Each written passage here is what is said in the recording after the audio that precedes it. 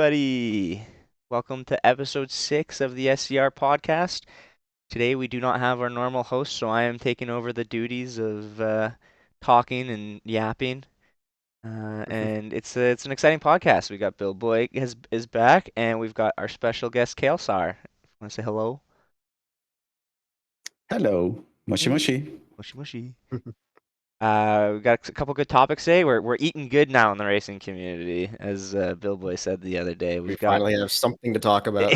yeah, that's right. We have some Gladi-Yadar results for anyone who is familiar with that. We had this at Sangus Luna's race that we had. We have a lot of cool stuff from Crux Cup to talk about because we've got the Luxury GP which just happened, which KLSR commentated and probably has a lot of insight to talk about.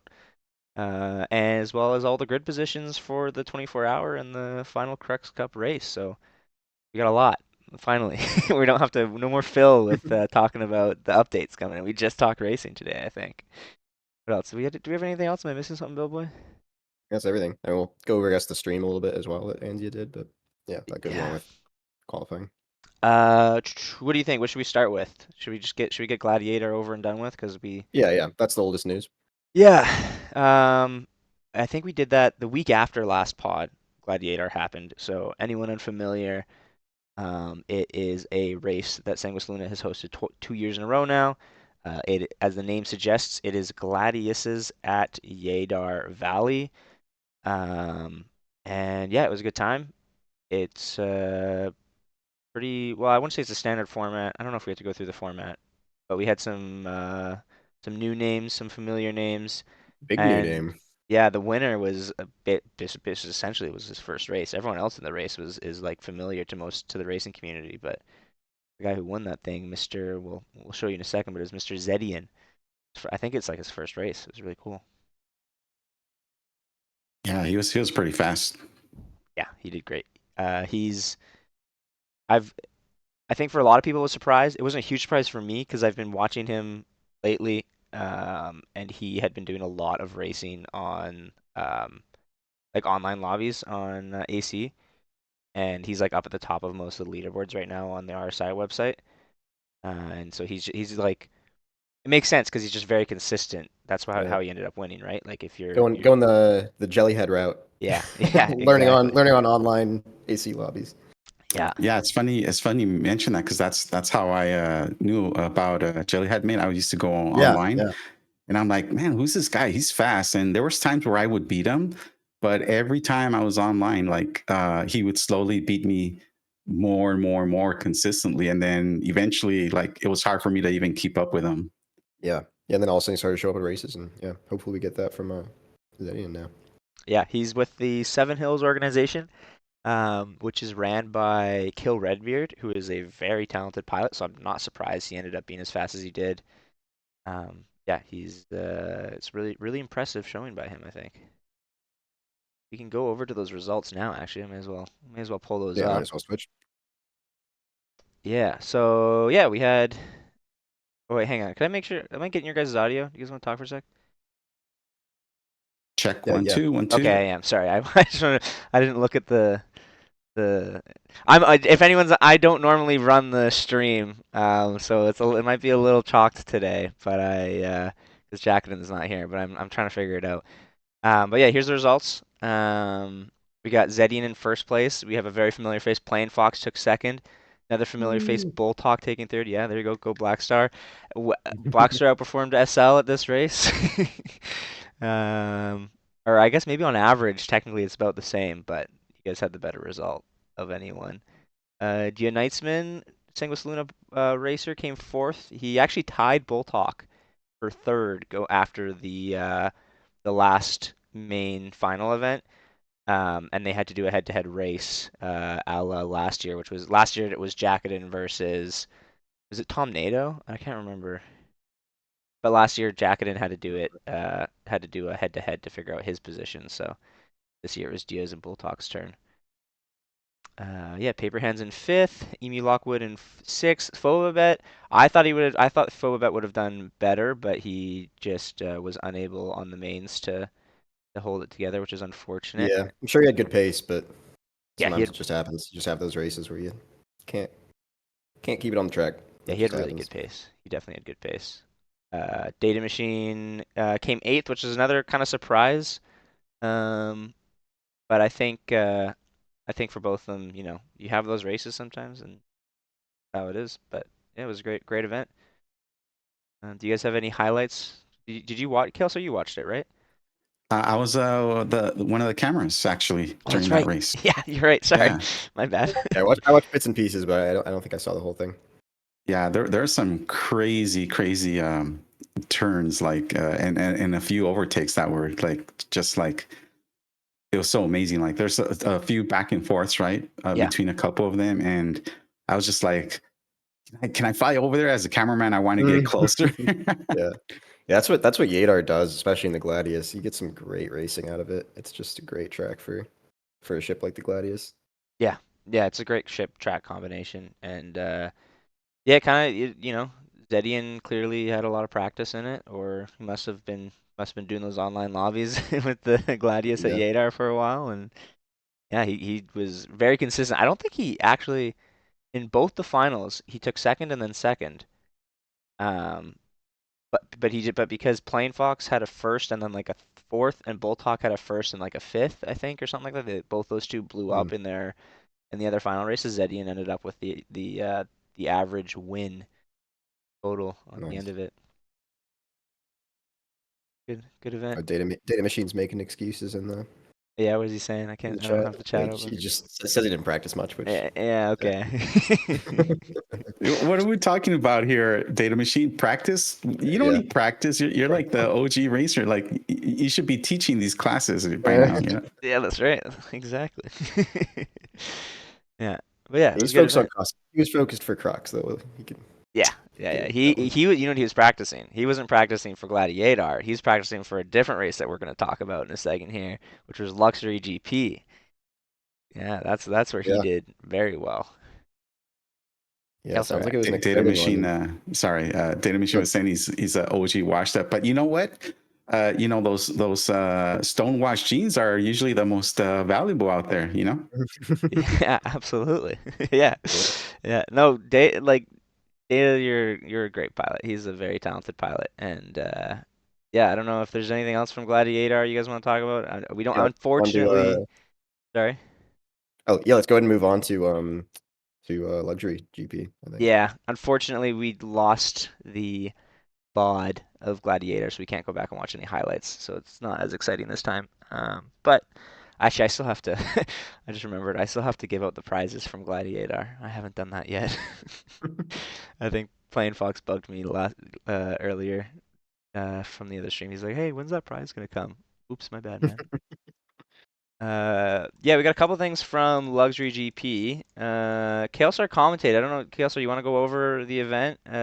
Give a broad overview of what it was and how it went, because you were there the whole time. Yeah, I mean, Luxury GP was held at. It was a race held in Arena Commander in the map called, I guess, Winner Circle, right? I think so, And yeah. Yep. basically, it's I mean, when you first look at the actual track, it looks pretty like simple, right? Like, hey, you're just kind of going in a box, sort of, you know, rounded box. But there's so much more to it than that, right? I mean, if we want to keep just going through it, you'll see that Data Machine, like, he was like in the back of the pack, and by the end of the race, he came in first. So there's a lot of skill, a lot of technique that's required, even on these super simple tracks, right? But yeah, other than that, there was 12 racing. I guess you can call them teams, right? Because some of the um, what do you call it? 890 jumps had two people, the captain and the actual pilot. But yeah, 12 different teams that were participating. I think one actually was not in there, so it shows 11 there in the what you have up on screen there. But yeah, there is a height limit, right? So obviously, if people don't know, I mean, I think most people in chat know, but the higher you go in atmosphere, the faster you're going to go. But there are like height limits. So there's basically four um, billboards that you have to go around as part of the track limits, and you cannot go higher than the height of those billboards, and some people were, edging that like really close. A lot of people got warnings like, hey, you're a little too high there. I know you want to squeeze out the most speed you can, but don't go too high there. So everyone in racing is going to try to pull as many corners as possible. Reaching the limits to get the fastest speeds. But yeah, some crazy dynamics in this race. So yeah, I'll leave it at that. Yeah, it was very close. I mean, a little bit of a spoiler, but I didn't quite realize just how far back the top three were at Yeah. the start of the event. Like I knew NeoJet was kind of near the front. I didn't Oh realize yeah, Ricky was so far back too. I knew Data was in the back, but so yeah. we'll get there at the end. But the final result was Data Machine first, Ricky Tiki second, and NeoJet third, and it was very close. Boltok was fourth, and he wasn't that far behind those three. Um, and it came down to like the last lap. I think Data Machine just had a better boost strategy overall. And like you say, they're all trying to push for the highest height limit.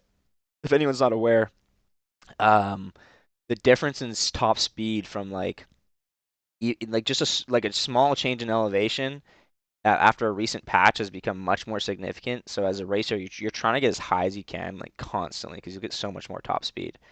Um, but yeah, it ended up being a really great race. I got a couple highlights from it.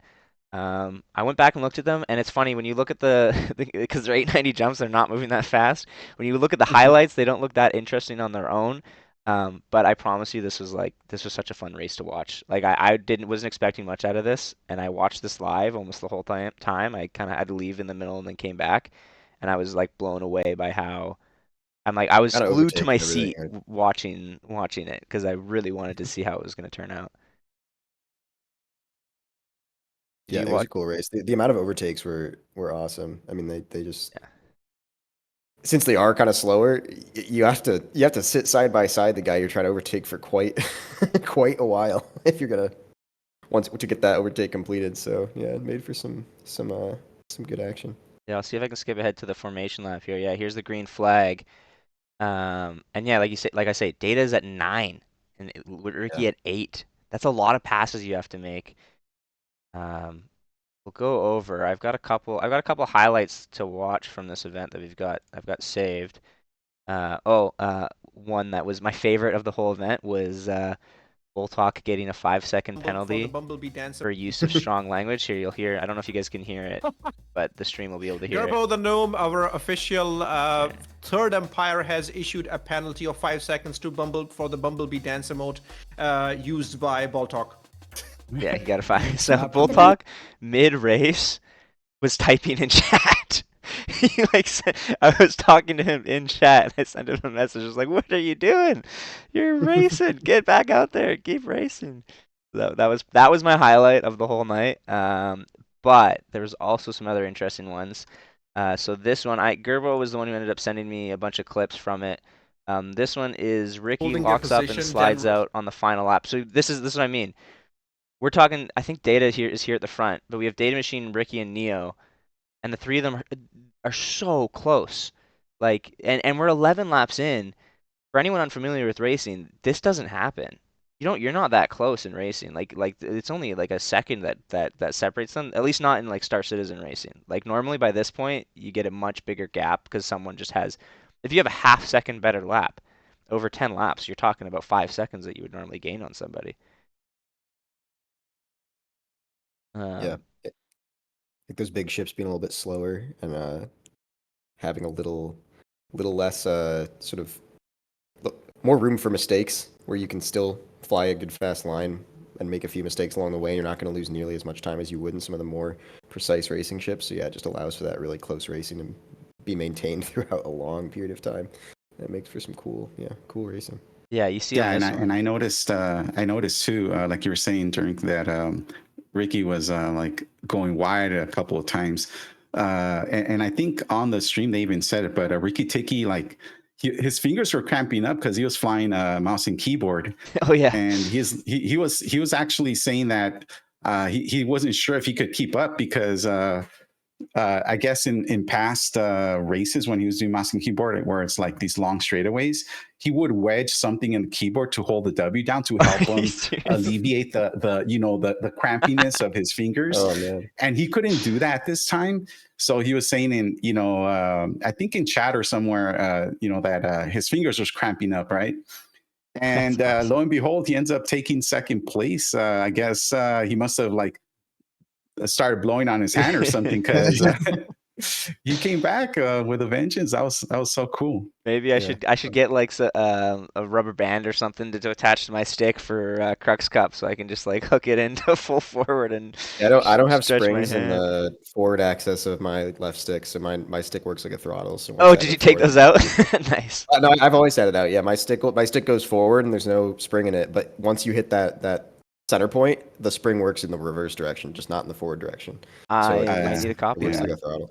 Yeah, that's really nice. Yeah, if you have VKBs, use like the little X-axis lockout plate. You Yeah. like install it halfway and then you hook the spring to that instead of to the other tab inside the base. That's Oh, what I That's did at so least. cool. Yeah, it works really well. Yeah, Data Machine saying in chat that Ricky Tiki, his W key was broken, so he had to smash it the whole way to work.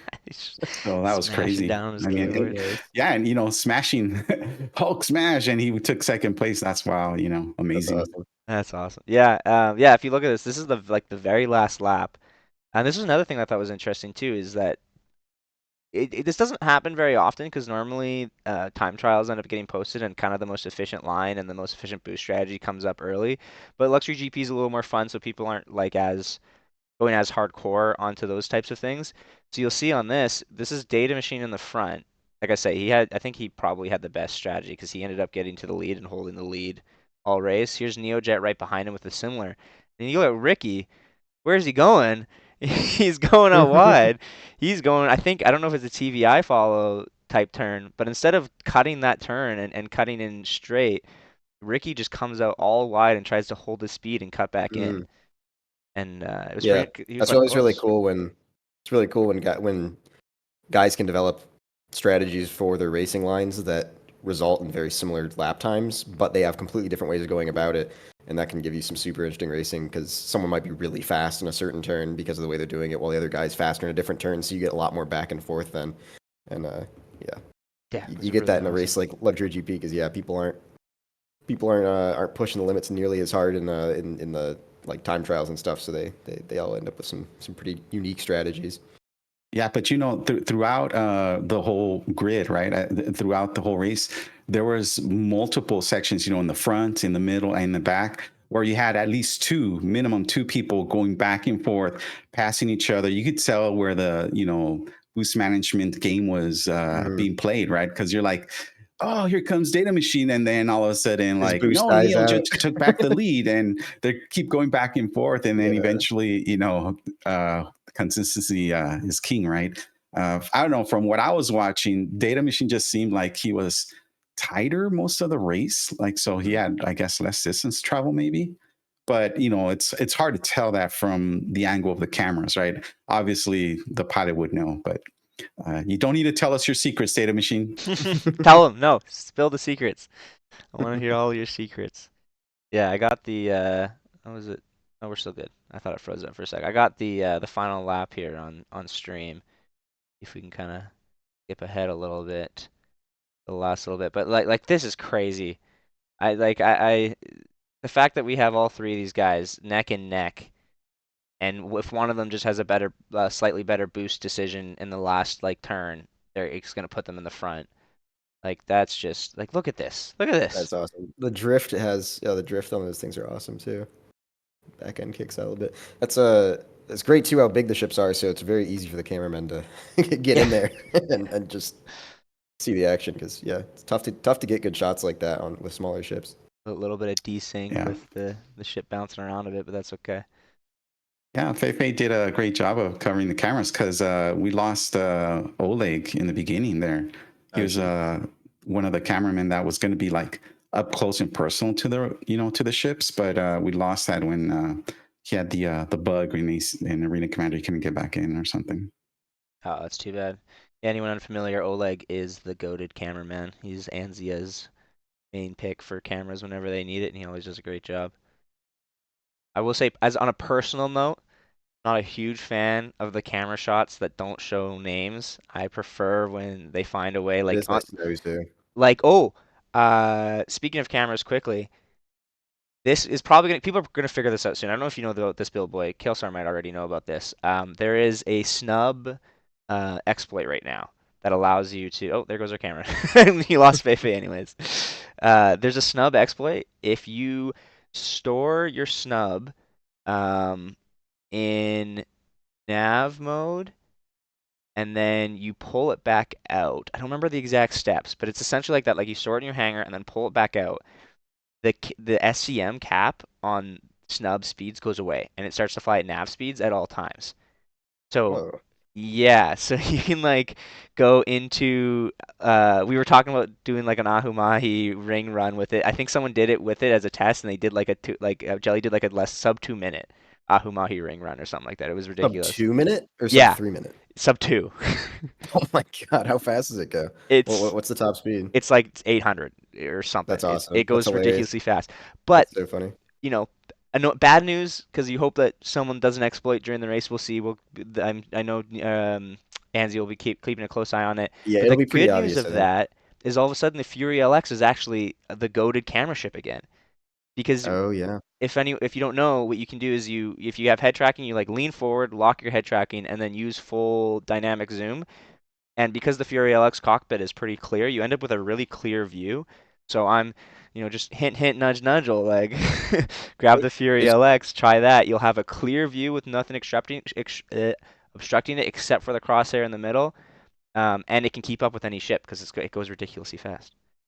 That's And awesome. do you still see the names, the Yeah, pips? you still see the names if you do it Yeah, that you way. That's switch to third awesome. person. You Yeah. just switch to third person. So is it? I'm guessing then it's the Fury Lex is now better of a camera ship than it was even back when it was Yeah. not a master mode's snub ship slowed down. Yeah, because it has an even bigger Pretty speed fast then, gap. but it's even faster now, right? So it should be able to keep up with anything. Yeah. and that's awesome. That'll be great for camera work. Hopefully they don't Curious how fix long the that'll stay. exploit before the race. Yeah. Now that I Yeah. mention it, some CIG devs gonna be watching this and go, "Well, we better fix that." Yeah. Yeah. We'll see. Um, Hard to know. They might not because maybe they're just gonna wait till the next flight model comes out and just leave what's going on here alone. But we'll see. yeah. Let's see here. We're coming into the last. We'll finish up on this luxury GP talking. 'Cause like I said, this was such a great race to watch. I think this is Data's about to cross in a second here. Yeah. So they're really close. I mean, I think Ricky also had the fastest lap by like a significant margin, like a few seconds. So I think if Ricky had not slid out just before that, see there's Data finishing in front and Ricky right behind him, because I think Ricky slid out a little bit and had to recover. I think if he didn't have that, he kept his boost strategy and I think he could have come and passed Data in the last turn. So it wasn't That would like be exciting. wasn't a set win for Data at any point in time. It was always at risk. Yeah, that's awesome. Yeah, and Boltok Yeah, right Data behind said him. he was sweating it the last 2 laps. But you're talking about Ricky having the fastest lap. Like he had the fastest lap from the very beginning, and as the race kept going, he kept getting faster and faster. I'm like, man, is he gonna like get under 5 minutes here? Like it was ridiculous. That's awesome. Yeah, great performance by Ricky. He's not I wouldn't say he's a rookie pilot, but I don't think he's got a ton of big wins under his belt. So it was really cool to see him come out and do that well on this That's an event, awesome result for him. especially to beat Boltok. Like I know, and Not too many Herbie people can say too. they've done that. Yeah, to beat Boltok and to beat Herbie in a heavy ship. Like Herbie might not be the That's fastest true. ship pilot, but he's very good at heavies. No, Herbie was severely handicapped. Apparently, he had the multi-crew bug in a recommander. So Astria was his teammate, and he had Astria had to, I guess, pull the 890 jump, and Herbie had to go like in a Pisces and then fly to him. Well, guess what, guys? Having that Pisces in the 890 jump was what was slowing him down. I mean, that is the current theory right now. That would make sense. Yet to be replicated or tested. But yeah, I mean, he could not keep up. Like I think he mentioned something like, "Hey, when I noticed Luigi was like passing me, like I knew there was something wrong with my ship." And both Astrid and him were like just brainstorming after the race, and it's like, I think it was the Pisces inside the the 890 jump. It could have been, yeah. Yeah, that's Yeah, just crazy. calling out Louis. Louis beating me? Oh no. That Something's can't be wrong. right. Well, I mean, he's. I don't think he was bragging or anything, but the thing No, is, It's Herbie true. won last year, right? Yeah. Yes. I'm sure he knew he had the pace to keep up with those guys up front. So yeah, Yeah. he would know if there was something that wasn't going Yeah, he's normal. Right, for him right. to be 2 minutes 45 seconds behind Louis and a full lap less completed than the leaders, that is kind of crazy. Yeah, without any issues. It was because he had a clean race, right? He just couldn't keep up. He just couldn't keep up. Like Yeah, he said, even on the straightaways, like he had a great boost management, I guess, and he said that even on the streets, he was falling behind. Like he couldn't even catch people on the street. So like he Yeah. was like just that's too bad. dumbfounded. He's like, what is going on? I Yeah, also it's want to too bad. give a shout out to Maiden Ariana for showing up and racing. She's not um how do you put it? She's not like a racer by trade. She's a streamer mainly, but showing up and putting on a good show and not that far behind, honestly. To some really good racers. So good on her for Oh coming no, I out. think Herbie's ears were burning up that we're talking about him because Is he he in just showed chat up now? in chat. Yeah. Yeah. Yeah, we are talking about how slow you are, Herbie, and how Louis is a better pilot than you, and how you're washed, and yeah, Carlito did great Awesome. too. Only one lap behind or no, he finishes as many laps, but he just didn't keep up. Yeah, Dan Veris in fifth. That's a good result for Dan Veris. Doran and Engineer holding them down right just behind Herbie. Yeah, great. Lots of cool names, lots of great guys that came out and raced. Great people.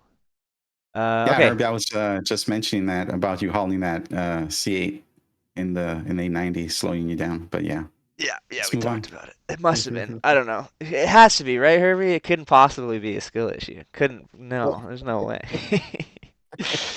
Yeah. All right. So let's move on now to Crux Cup because that is the main exciting thing that is happening.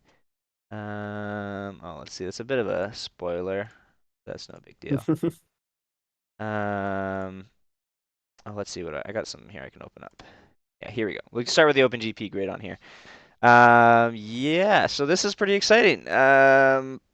Crux Cup is back. Actually, we'll just before we'll talk about it first, and then we'll head back over and look at the grid. It's a yearly event. It's one of my favorites. I think it's a lot of people's favorite events. It's just very how do I put it? It's well designed, it's fun. It's not like a sweat fest. Obviously, people sweat for it, but it's because of the style of track, you don't have to quite grind it out in the same manner as you do with other tracks. Yeah, you guys want to talk about what you're excited for Crux, or I guess should we talk format first for anyone that doesn't know what the format is? we talked about the format in the previous podcast. We can do it briefly, I guess. Just yeah, I guess you got your open. Is it just Mhm. open and pro this year? And then 24-hour. So Yeah. that's a change, which will be a little disappointing because I do kind of think it's fun when they have the heavies or the luxury class alongside everything else. So when you're flying in your Herald or whatever, you get to zoom by the the 890s on the track at the same time or the I Hurricanes on think the track.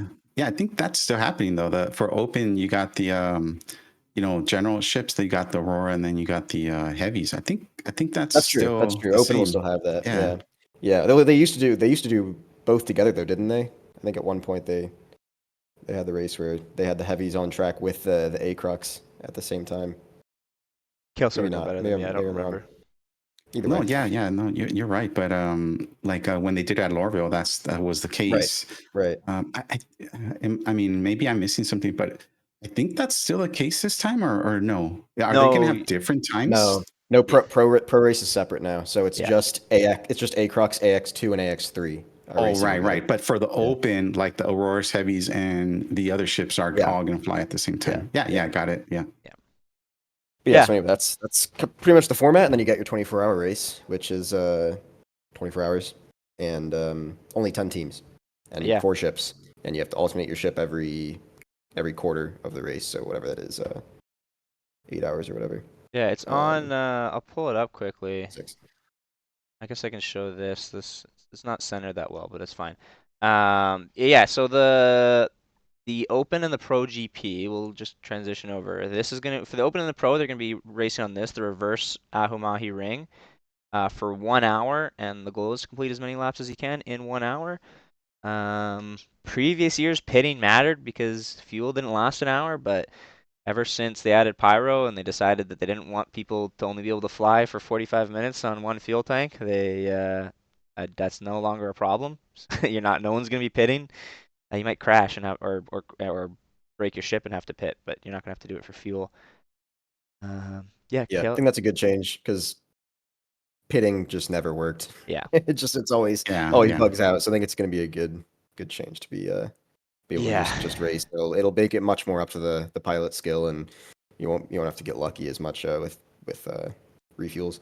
yeah, Right. And hopefully in the future when they do fix like all these hangar issues and elevator issues and all that that they do bring back the pitting, because that is actually a really cool part of racing, right? Oh That's yeah, part of your strategy basically within the race itself. If it's an endurance race, you got to refuel and, or repair. Like if you bumped something and you lost a wing and you're like hanging by a thread trying to, get corners, with some weird vortex spin or something. And then because you're missing a wing or something, and then, hey, I just made it. I just crawled to the pit stop. Let me repair my ship and let's keep going. That I think that brings a lot more dynamics to a race. But yeah, I agree. Like right now, we're kind of glad it's not there because hangers would always like just not work, right? yeah. And we'd be out there practice our landings in the hangars to be as fast as possible, get out before the door closes. You don't have to like call ATC, and it would be working great the day before or even a few hours before the yeah, race.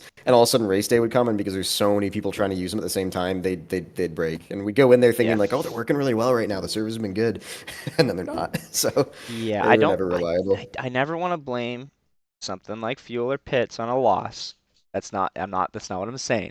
But what I will say is both of my Crux Cup race results were affected by either pits not working or fuel not working the way it was supposed to.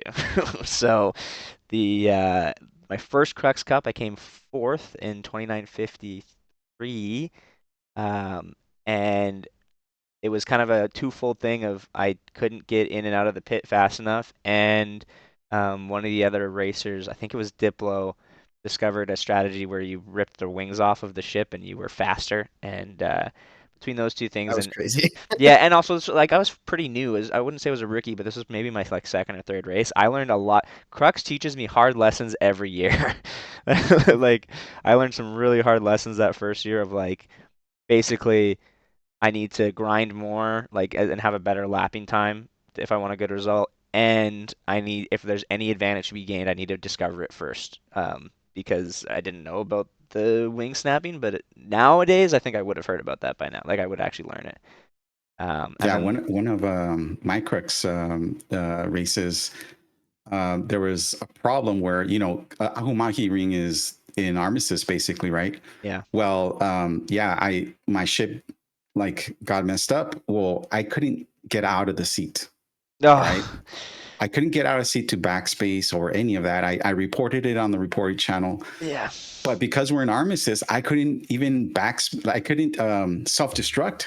So I was basically floating until to the center of Crusader for like maybe 4 to 6 minutes, Yeah. and then I blew up and was able to get back in the race, and that just like my whole race was done basically. Yeah. Mm. Yeah. Uh, But I mean that is racing. It's like the thing that I like to compare it to in IRL motorsport is sometimes your engine blows up. Like, yeah, technically in those scenarios it's like your engineer's fault, but sometimes shit happens that you can't do anything about, and that's what racing is about, is how you do on the day. Yeah, 54 last year. Um, if Smithy's in here, he's gonna say you didn't listen to me. But I got kind of screwed because the Gamma had a weird bug. I think it probably still does, where it doesn't the fuel scoop doesn't Fuel work. scoop. Yeah, so Yeah. the like fuel timing, and it sometimes works, sometimes it doesn't. But basically, what it ended up happening was it meant that the fuel timing that I had worked on in practice wasn't accurate on race day. And I've talked about it so many times, I'm sure people are sick of it, but literally, this is the finish line. This is me in the Gamma. And I knew from practice that I would have had enough fuel to do one more lap and they come in and land. And my fuel runs out as I'm coming up to the finish line, and I nosedived right below it. And if I had even like a little bit more, if I had done like this and like nosedived just past it, I would have gotten counted for another lap and we would have won the event. But anyways, it is what it is. I'm sure Smithy might be in there telling me you didn't listen to me, but that's what I mean. Yeah, It'll be sure. nice that Yeah, fuel. Smithy's at work. Oh yeah, that's right. He does work today. It'll be nice that fuel's not going to be a huge. I mean, it's nice for me anyways. You just don't have to worry about it as much. Hmm. Yeah, but that's Yeah, definitely a welcome change, even though it's for whatever reasons, pyro and all that. But I yeah. think it's a welcome change. Yeah. Yeah, let's go over the Um, grid. Oh, sorry, go ahead, wait, Billboy. Data asked if this year, if you damage your ship, are you just screwed for the entire race? Because if there's not pit stops, Oh no, are we you gonna can have? still We'll pit. have. Okay, you can, but you don't. We don't. Okay. Yeah. Yeah, yeah, Okay. you can still pit. You just there's no what I mean is there's no fuel pit stops that are gonna happen. Like you don't have to do Right. that. Right. Yeah. Yeah. So I guess I wonder if we'll be allowed to. Because what we're doing for 24-hour is we will have just spare ships like ready to go, sitting on our pit lane, I guess you'd call it, the strut that we get to sit on.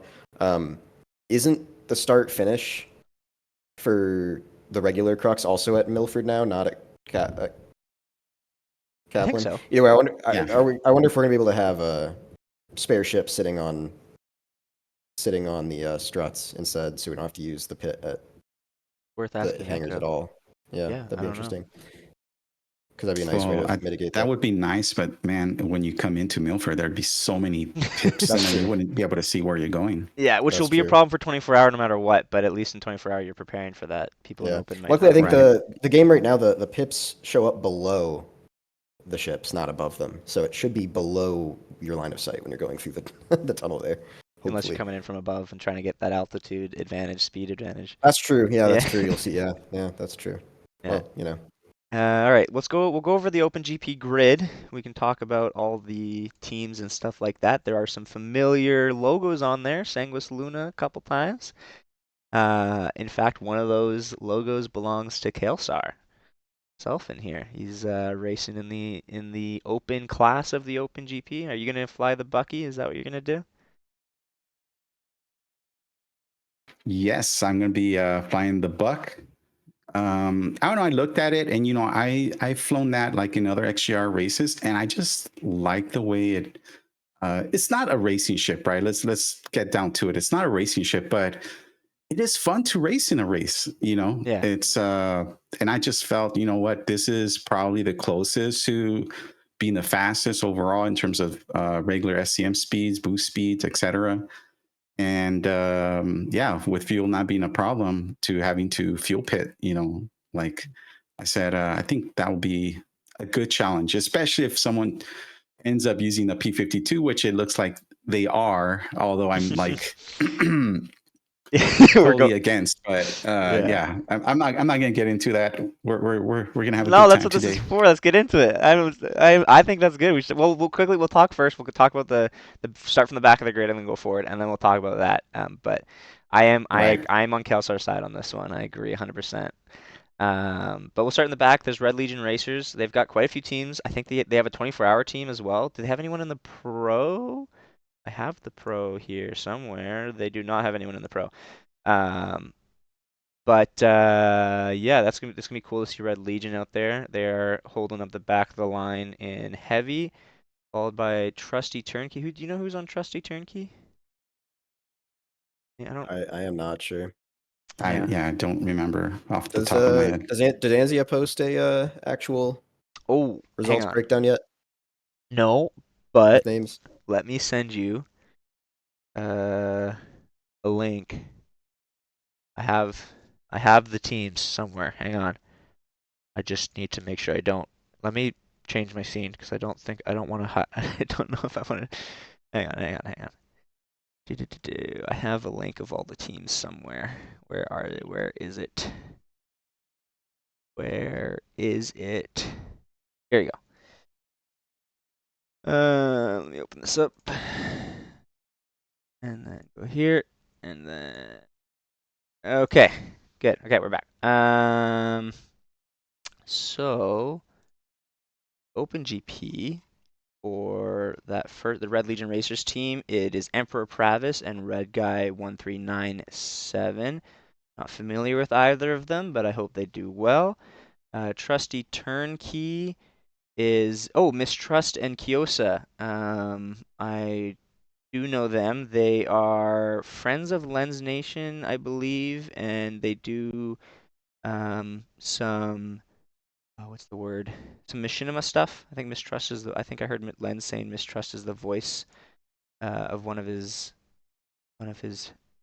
characters in the stuff that he does.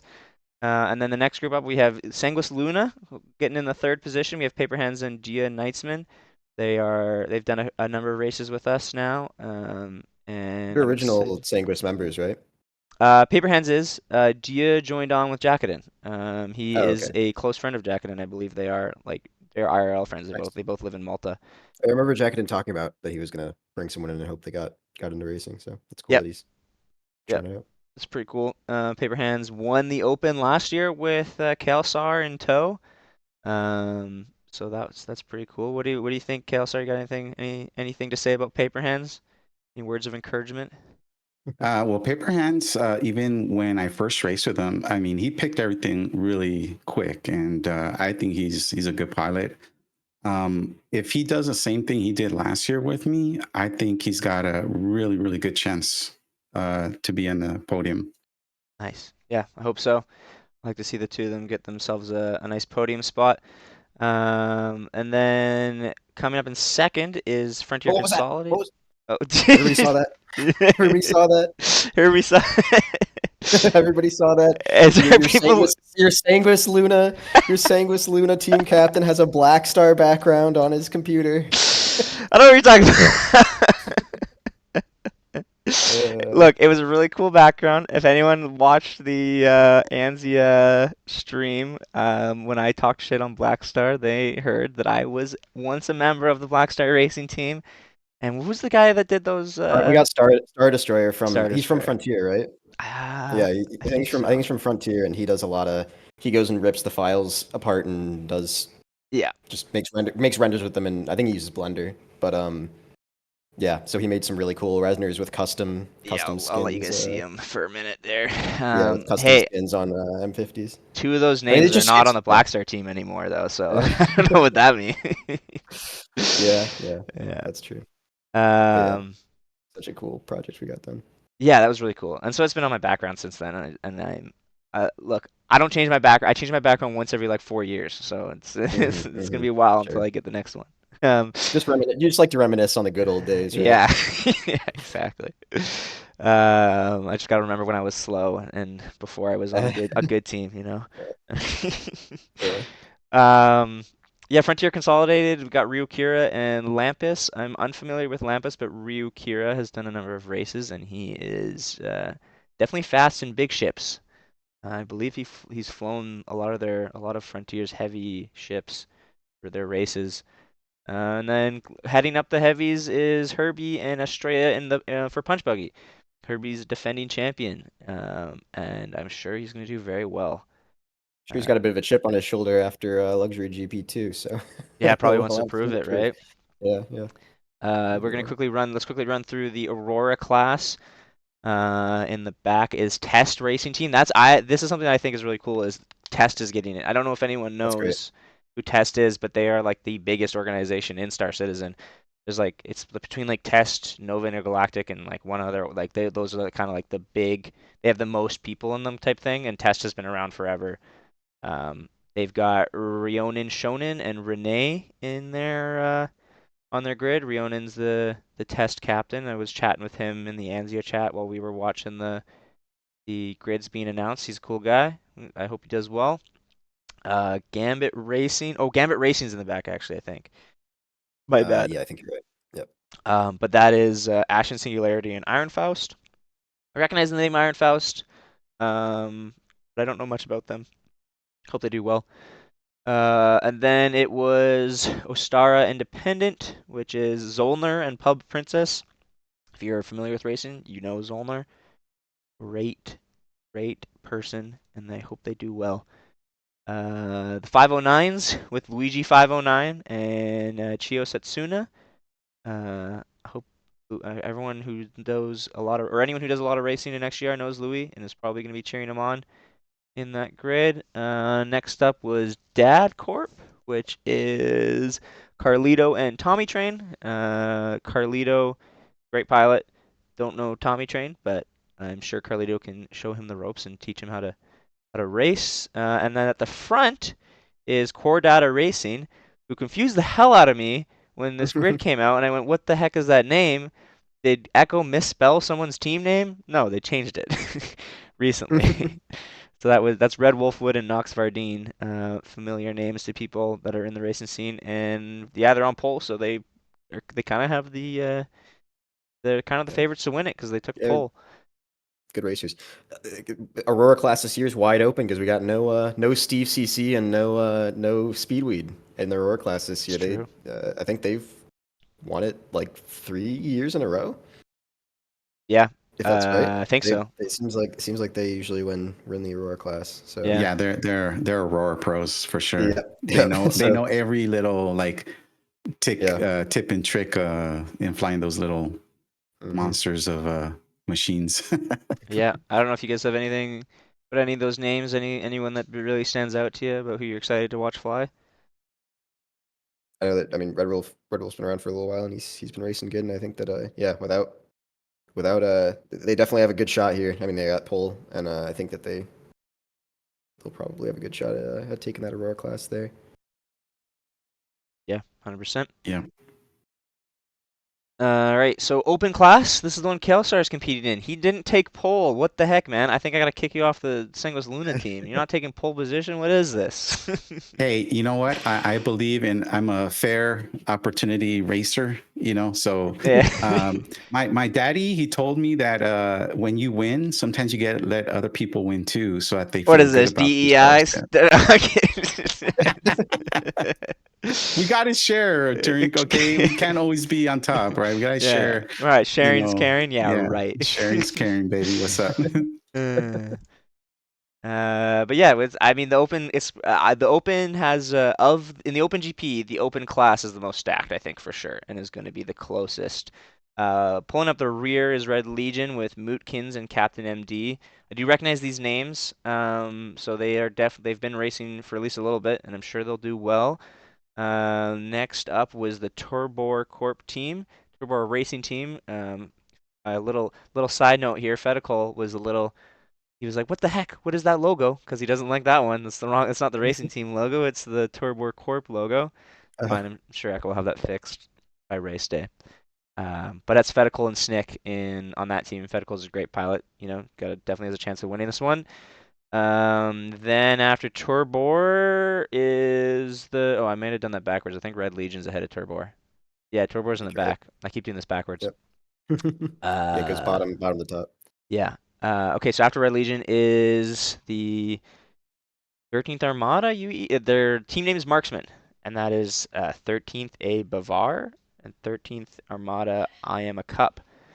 And you guys can't see it, but I'm looking at his I Am a Cup's profile picture, and it's like the boxing dude like this without the shirt on, and it says that's my teacup. So I like that. Sure, he'll do well. And then in front of them is Frontier. As we've seen it with Nafty and Prof Decoy. Those are two very experienced pilots. They're going to bring that experience in, and they'll see what they can do.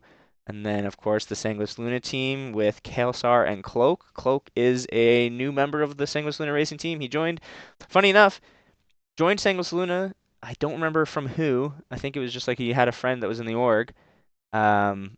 He did not join for the racing at all. And then I'm chatting with him, and he goes, "Yeah, I really like racing." And I was like, "Yeah, we have a team here. You want you want to race with us? Like, come on, man." Uh, he Cloak is going to be one to watch out for, I think, this season of racing. We'll see how he does at the Open GP. Um, but he is an IRL pilot. Like he has experience piloting. In fact, he's an instructor for piloting. So that type of skill is definitely going to translate and help him out a lot, I think. And I bet you if he decides to grind at it, he'll be up there. He'll probably surpass me within 6 months. Like he picked up things so fast. It was really impressive. I don't know, Kelsar, I know you've been working with him. Do you have anything? Yeah. I just spent. I haven't actually talked to him on Discord directly, but we've been like exchanging information back. And initially, just had some questions. I answered his questions. I gave him some videos of what I was doing to explain like some of the concepts. And I think because he's a real life pilot, some of the things I was explaining, just like they clicked with him. And I mean, he didn't practice that much, and he's getting close to my times already. And I'm with you. Like in a few months, he'll surpass me as well. Yeah. So Yeah, he's gonna be great. He's gonna be one to watch out for. Yeah, and then he's Um, actually racing with us in the 24-hour. Just because, I mean, everyone wants to race for Blackstar. You sometimes yeah, most of these yeah. guys. No, no, but Not yeah, picking we up our needed an extra. leftovers or anything, hey, Yeah, but yeah, no, we needed an extra guy just to make sure we had yeah. enough for fill out a team in case guys can't show up and stuff. So yeah, it'll Yeah. be fun to have him. It sounds like he's really into it. Yeah, unfortunately for Cloak, the Sanguis Luna team, our six-man roster was kind of decided the moment it was announced that six people were going to be in it. It's you just pick the six fastest pilots that are in your org, and our six fastest pilots are Fresh, Jacobin, Jelly, Liquid, Gerbo, and myself. So I ended up making the team. But I'm glad Cloak is going to get to fly in 24 hours as well. I think he's going to really like it. And then at the front here is Southern Cross Alliance with Astromedic and Dupe. I think let's talk about it, Kelsey. I know you don't want to, but drama gets views. Let's talk about the drama. How do you feel about them getting their pole position and how they got it? well, I've been keeping up with the SCR leaderboards, and just kind of like before like fully committing to like, hey, I'm gonna fly the Buccaneer. As we all like research like the ships, the speeds, the boost times, how fast the boost recharges. Like we do a lot of research when it comes to racing before a race. And when I was looking at the SCR leaderboards, and I'm like pushing myself, right? And obviously between work and whatnot, I only have a limited amount of time to practice. But I was consistently like improving my times. Even just in one day, one session, I like improved like 20 seconds right off the bat, right?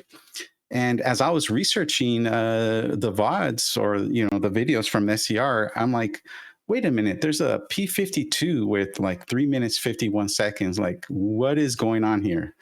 So I was chatting this up with Gerbo, and we're watching the video, and I'm like, wait a minute, this isn't real. Like, how is this even possible? Like, I know there's some glitchiness in Star Citizen, but when you notice something that isn't working correctly, like you just got to say like this ship should not be allowed, right?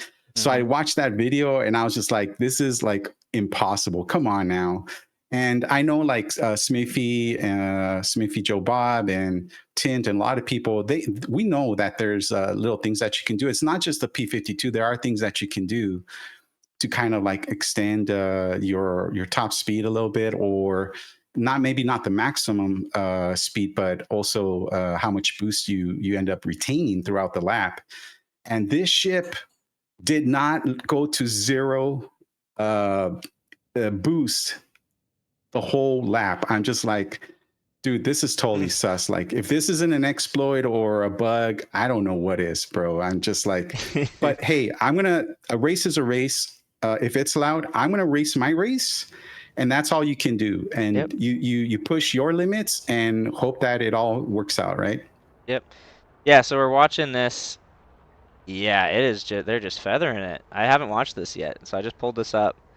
And if anyone can see on the right, you can see that the boost is basically just getting feathered this whole time. I'm trying to look at his top speed. Now, It fluctuates, but not to the top speed of 500 and something. It does go up to there for a split second, but the median speed is yeah, always in the 400s, right? pretty high. So and because they're feathering, the boost recharges so fast that you end up like not depleting your boost basically. So this is like I feel it's like the ship was not meant to do this, right? Yeah. I mean, Yeah. it's if they can pull off the feathering, I think technically I'm on your side a little bit, Kels. I'm on your side in the fact that I don't think the P-52 should be in the open, just because of the way the ship is. Oh, he does the oh he went right in there. Yeah, I did that actually on a couple runs when I was practicing too with much bigger ship. But yeah, I mean, here's the thing: if he can keep this up for a full hour-long Keep race, layering. and that's gonna be that'll be impressive. I'll be honest. We'll watch through this whole thing here and just see how it goes. Maybe we'll speed it up a little bit. Here, let's get some playback speed at like two. Oops. It is kind of interesting, because I messed around with this because it always seemed like, oh yeah, the weird boost recharge cooldown is so short, and maybe you can save a little boost by feathering it. And I've messed around with it in other ships like the Raise and the M50, and it does, I never felt like it was that effective, but I think it makes a big But difference in a that's ship like this because the delta between your unboosted and your boosted speed is so big in the snub ships. He's going so that I fast. think How is he that going this fast? I got it at 2 times speed. yeah, but um, that's my point is right. Like, if this was an expected mechanic and all right, ships yeah, had it, mhm. hey, all fair in one war. If you're right, good at right. feathering it, by all means, all power to you. But the fact that not all ships can do this Hmm. is my issue, right? Yeah, Yeah, absolutely. mind you, the Yeah, no, snubs it do does. have the SEM slowdown, so this is kind of like just countering that, right? Well, Right, that's why you yeah. see the thrusters right there by the cockpit, the four thrusters. That's it going trying to go back to SCM, right? Like you see how Yeah. there's the thrusters right next to the cockpit on both sides. Mhm. Yeah, you see that, but it doesn't really affect the overall speed. So Yeah. 351 with a feathering strat, yeah, I mean, they either are gonna use something creative, but if they actually use their finger, their finger's gonna fall off or something. Yeah, yeah. But Mind you, anyways, the other thing too about this is that because he's down to like 20% fuel at the end of that, that's a hot lap, right? So I guess It's we'll true. You've been see. using a lot more. You might use more fuel doing that. Yeah, That'd I be don't know. interesting. It's weird. We'll see. I do think, yeah, I'm of the opinion. I don't know if you guys are keeping up with chat and how they feel about it. I am of the opinion the P-52 shouldn't be in the Open GP, just because it's not labeled a racing ship, but it's always a racing. Like everyone's always using it. Yeah. Um, yeah, the yeah, average of all patches, it's always kind of like the meta, right? So I agree. Like what I said to someone was, I feel it's not in the spirit of the open GP class, right? hmm And we can go into technicalities and say, well, it's not a racer, so we should allow it. But when you see stuff like this, right, it could be tedious and maybe that's fine. But if not all ships can do it, I don't think they should allow that, right? But yeah, hey, I'm not the one running the race, so yeah. I'm going to participate and do my best, right? Yeah, and I'll give the Devils, well, maybe not the Devils, but like the Anzia perspective on this one, which I've talked to Echo about it, which is basically that the P-52 should be in the race somewhere, and it's kind of hard to place it in one of the Pro GP positions. And so for Echo, she felt that it fit the best in the Open. So I get it. Like I understand that she wants it in there, and yeah, we'll see how it goes. It'll be very interesting. There's a lot of people in the Buccaneer in that, and not a lot of people in the P-52. Um, and I think too. I think your experience, Kelsar, doing a lot of these races is going to definitely help. Um, if I had to guess right now, even using the feathering strategy, I still think I'd pick you, Kelsar, before I'd pick those two to win the race because you've got way more experience in doing that. So it'll be Yeah, yeah, interesting. and like you're saying, this is a hot lap. This is a time trial. All this goes out the window once you're racing with other people. There's more ships. There's more frame loss. Like even the Daymar rally, I'm like, hey, I got this links down pat.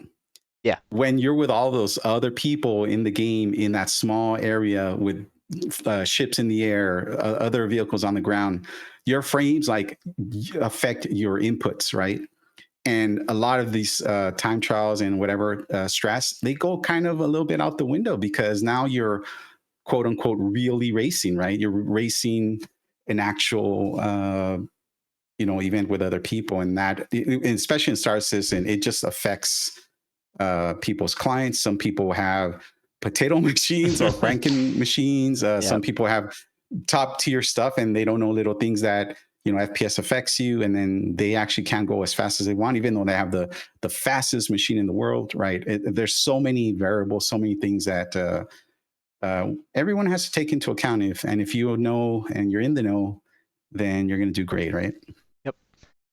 Yeah, it'll be good. We're already at an hour, so we might have to speed through it. I don't know. We've never done like at this rate we might be 2 hours. I don't think we've had a 2 hour pod yet. We've not had this much racing to talk about. It's fine to go over a little bit. Yeah. I mean, yeah. Yeah, So let's go to move on to the 24-hour.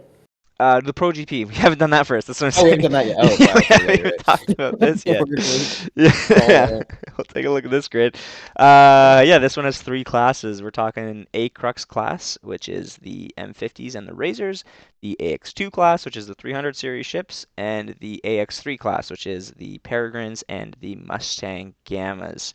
And I think which one's the P72 in? It's in one, isn't it? Is it Before we in? start, Data had a question that kind Oh of yeah. related to what we were talking about earlier. He said, if through research and testing different ships you find if through research and testing different ships you find a strategy specific ship advantage, is it unfair to use that strat even if no one else discovered it?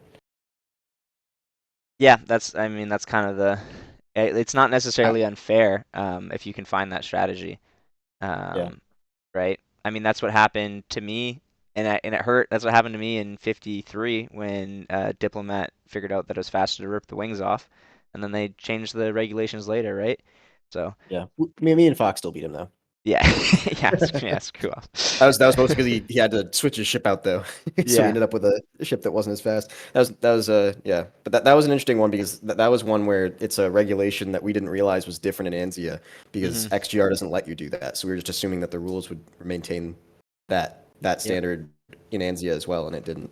So yeah, I mean it's I feel like that's part of it being being studious and doing your research and knowing the rules, knowing how every ship works, it pays off if you can go in and do something like that, even if it gives you an advantage. I mean, that's what racing is all about, is finding all the little advantages you can.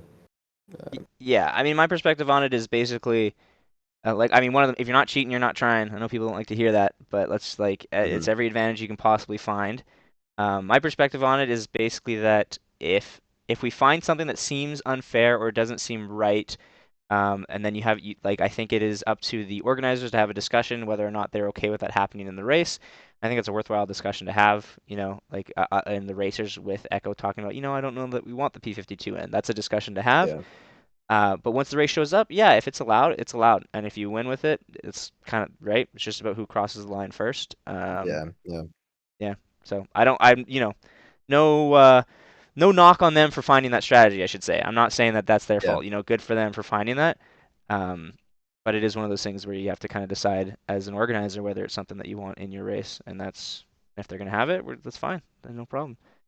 yeah. I think my take is, and I think I've already said enough, but I don't think it's unfair if you go through researching and you find that strat. We're talking about a strat, but when it's something that's kind of broken in the ship, just like I have a big gripe against the Fury LX. This Yeah. with that whole atmosphere bicording with your head up, like That was hitting goofy. 600 meters per second in atmosphere. That is a broken ship. Yeah. And I was so excited when the LX came out. I'm like, I'm going to master that ship. It's so cool. And I bought it. I've never raced with it because I'm a strong believer. Like, no one should be racing in that stupid thing like that. It's, now everyone does have the ability to do that. And if you're a great pilot and you can pull it off, great. But I just think that's like, it's not a strat. It's it's a problem with the ship, right? Yeah, it's one of those things where yeah, That's my it's take. I think it's as an organizer, if you discover something that not everybody can pull off, I suppose you could say. Like if it's like you want a race to be you don't want it to be as fair. How do I put it? It's better if the whatever the top pilot is doing is something that realistically anyone else could do, with enough practice, I guess. I don't know how to put it. Anyways, we'll move on. We'll move on to Pro GP. We don't need to discuss it too long. Um, yeah, we'll go through this one quick. I'll run through everyone that's in every position, and then if there's anyone specific you guys want to talk about, we can. So that is Omega. Omega's holding up the rear in AX3, right? Is that how that worked out? Yes. Okay. Yes. So Smithy in AC3 Nightmare. Smithy won AX3 last year, and now he's at the rear of the pack for the start. So we'll see how he Yeah. does. He's a very talented pilot. He could very well come on ahead. He's very consistent, I think. Is Yeah, that could add some excitement there. Him coming from the brackets, I could definitely see him moving up that grid towards the Yeah. front. Maybe even get on the podium from back there. He's lost a little bit of his advantage in not being in the Mustang Omega that he That's normally true. has. That's true. It's unfortunate for Yeah, him. but he's skilled. He'll by the time race day comes, I am sure he'll work that out. And maybe there's a good strat for him, just like Data came from behind. Who Yep. knows? Maybe Smithy comes from behind too. Totally. Next one is S-Rock with Commander Tenna and Bobbit Oboso. I might have messed that up, but I recognize Tenna, and I think I recognize the name Bobbit. Kaelsar, do you know? I think you know those two, don't you? 10 I've seen around, but no, not Bobbit, no. Okay. Well, anyways, they qualified ahead of Omega, so they got to be pretty decent. After that is KFC, which is a joint venture between Frontier Consolidated and I'm gonna mess this up. What's the name of the other org? Can't remember, but it's where Bleach Boy is from. But that's Bleach Boy and Computer Jesus. Yeah, I think for them to come up in fourth on the grid is pretty cool for two names that I don't know. I always find it impressive when it's names that I don't recognize who manage to qualify ahead of pilots who I would consider experienced. So sure they'll do well. After KFC is Colbo Solo, which is Colbosa and Jakar Zorian. Colbosa, very talented pilot. I think he came third at AX3 last year, if I am not mistaken. Competed against me and Smithy. Myself and Gerbo came second, and Smithy, and I think AC3 was flying with him, came first last year. So Colbosa in third on the grid, probably do well. And then there's Sire Racing in the second grid position, which is Neojet and Logar Wilco. Anyone who does a lot of racing recognizes the name Neojet most likely. Great pilot. He's going to do great, I'm sure. And then at the front is, as we all know, oh, hang on, let me get it. Let's go, Sanguis Luna leading the pack. The podium, or not the podium, the P1 sweep, baby. We got Jellyhead Prime, or Jellyhead Maid, sorry, I messed it up, and Liquid Prime. Yeah, they're my favorites to win. Sorry, guys. I think they're gonna do good. I think they're gonna win. Jelly's incredible, and Yeah, Liquid is Jelly's become another. Yeah, quite the racer. yeah. Jelly, he's the time trial master, and Liquid Prime, um, also very good. I think he might be underrated by the racing community on the whole. Maybe not, but he's working his way up and he's been improving a lot, and I think he's going to do a great job. Yeah, do you guys have I anything? feel like Liquid improves every race. I feel like, and he's still on his way up. So I could definitely see it being a big showing for him if he. I mean, Yeah. especially at a race like this, where if you put in the work, you're gonna be fast. Like getting the pace isn't too difficult this track, if you just put in a decent amount of time. So I think that Yeah, and when you got someone like Jelly to play off of and work off of and exactly. practice with, right? Like something I don't know if a lot of teams do this. I'm sure a lot other teams do. But like we and Sanguis Luna, we love to do practice races together. And so one of the ways you discover where you're slow or what parts of the track you're slow in is, and this is what Liquid and Jelly have been doing, is Jelly starts his race, Liquid's just behind him, say like 100 meters, and then he tries to figure out the corners where he's losing more distance, right? Um, like Jelly is just so fast. Even if I go race against him, I'm going to be losing 50 meters every turn. That's fine, and I'm sure Liquid has the same experience.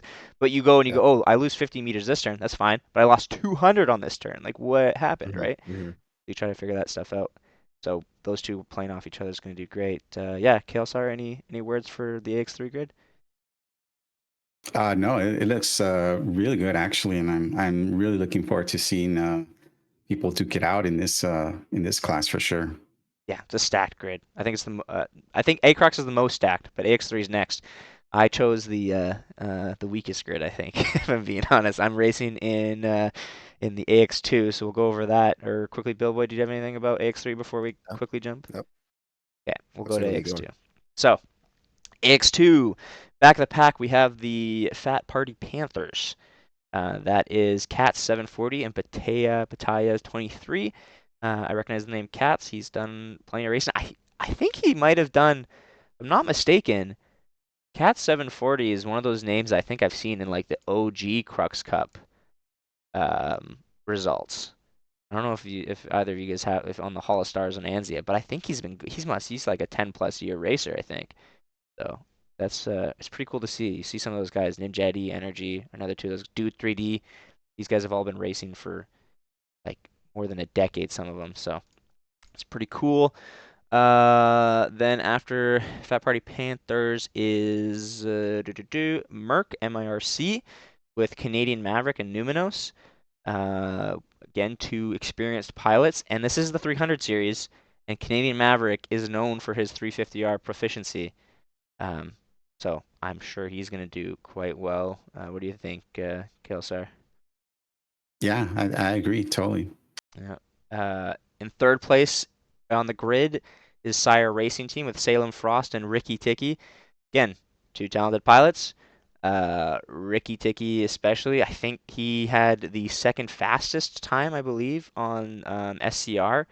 Unfortunately, their average took them down to third rather than second. But Ricky's going to be scary to race against. He did a better time trial, like SCR time, than I did. Um, I'm not going to make any excuses about it. I'm not going to, but anyways, he he did better than me, so he's going to be scary to go up against. After that is Frontier Consolidated with Noise Maze and Nextro, which I'm very impressed, and it's very cool of Noise. Tint was singing his praises in a voice call I was with him in the other day because this is going to be. I think he said this is like one of Noise's first real races. And to get P2 on the grid in one of your first races, like he'd been grinding. I was watching his times go up on SCR for the whole time leading up to this quali, and he looked good. So he's going to be exciting to see. And then, of course, in pole position, let's go again, dancing on everyone. Let's go, Sanguis Luna. Myself and Gerbil the Gnome are racing in this class. So sorry, and look out, everybody. Sorry you had to race against us. It's gonna suck. I hope the rest of you enjoy getting second and third place. Yeah. Do you guys have anything about the grid? Yeah, you're talking about Noise Maze. I mean, this might be their first race, but they've been involved with racing a really long time, and they've picked up just a lot of information from participating in the events. They hear the racers' discussions. They're there. They participate, right?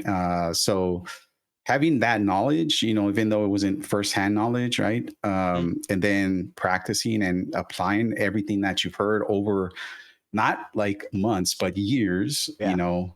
it just things start to click. It's like, oh, this is what they were talking about. And, like you said, just practice makes perfect. And I'm not surprised that Noise Maze is actually doing that good.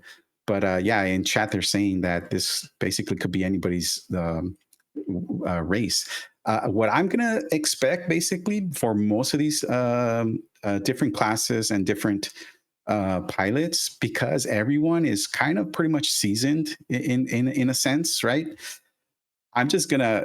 I don't want to jinx anybody, but I feel there's gonna be so many close calls.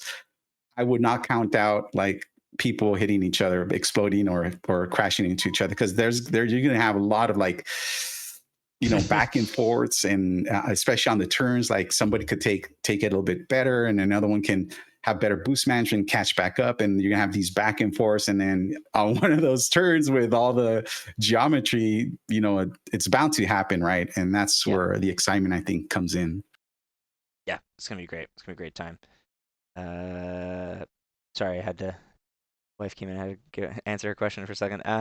Yeah, Bill Boyd, do you have anything about the AX2 grid before you go to the A Crux? Oh, you're muted. Is that Yeah, okay? there you go. Yeah. Looks like it's gonna be a really good grid. It's cool to see Frontier having some people who aren't always racing getting into it. Hmm. Yeah, they seem like they have a really good showing this year as far as amount of quality races they're bringing in, which will be really fun. Yeah, it's gonna be great. As much as I think the AX2 between these pro grids, as much as I feel the AX2 is the weakest of the three, on average, I mean, like I think, even though I'm in pole, I think I'm the weakest pole of any of the pole positions, right? Like I think if Jelly and Liquid were doing it, they would have beat us, or I think if Fresh and Jacketin, who are doing our A Crux, if they would have beat us. So, um, yeah, it's gonna be great. Going on to A Crux, which actually we have both. We have Bill Boy, who here is going to be competing in A Crux, and as you can see, he's in P3. And we'll get to that in a second, but we'll start at the back, which is Pink Party Panthers in the back, Ninjetti and Energy. I've mentioned their names earlier. These guys are very experienced. They've been racing for more than 10 years, I think. So that experience helps in a race like this. They're going to do great. Then in front of them, Frontier Consolidates is Tint and Aracaj, which, man, it's crazy that you have a grid where Tint ends up in P5. That's crazy. Like, he's a very fast pilot, so that just goes to show how stacked this grid is. Ahead of them is Blue Star Transport, which is the missile and Dude 3D. Again, two experienced pilots. Dude 3D been racing for a very long time. He's gotten faster, like in the last year especially. He looks great. And the missile is a great pilot next to him. And then instead of the Blue Star, we have the Black Star team playing Fox and Billboy. They come up in P3, which again, that's crazy, man. I don't. If anyone has done a lot of racing, they'll know the names Billboy and Playing Fox. And the fact that you guys are on a grid in P3, that dude, that's absurd. I mean, I know you guys. We were joking. They didn't do a lot of grinding of their time trials beforehand, and they waited till like the last 24 hours to really get them in. But still, that doesn't matter. Like that's crazy that you guys are going to be in P3 on this race. Um, then in front of them is Team XGR, which this is terrifying. You have Data Machine and Bull Talk.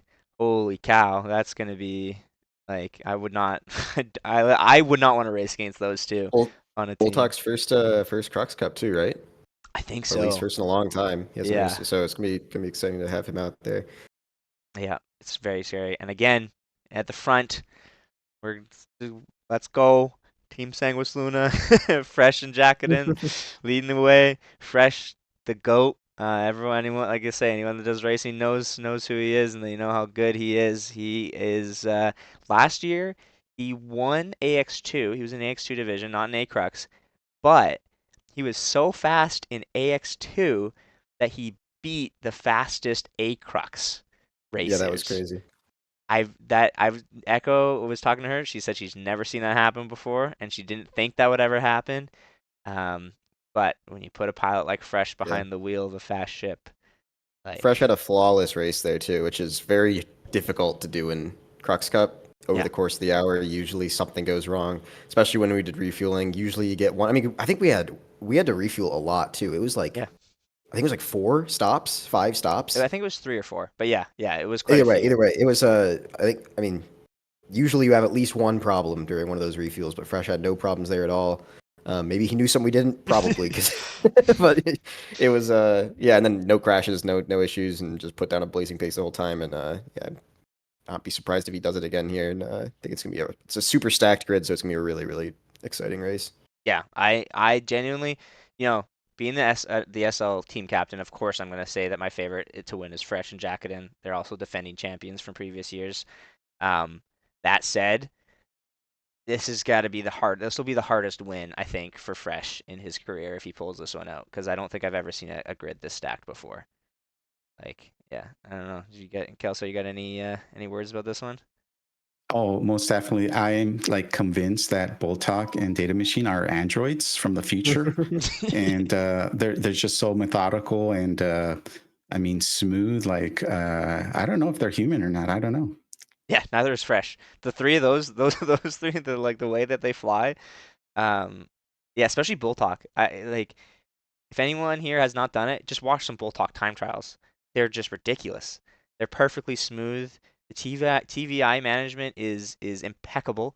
It's He just seems effortless the way that he flies, but he's I- perfect. it's got to be at some point I'm thinking like is he using a Taz? Like is you know what I mean? How is he pulling this off? And then he goes and does it in a live environment. It's Yeah. crazy. So yeah, they're gonna be great. All that is cool. Let me see if I can pull up because we're already at an hour and a half. So let's try to quickly get to this 24-hour grid. Where is it? I should have it somewhere.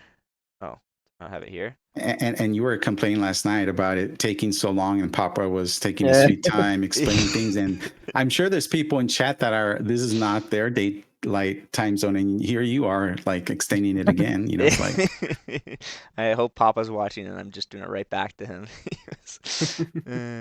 The guy, yeah, he was like, what was he doing?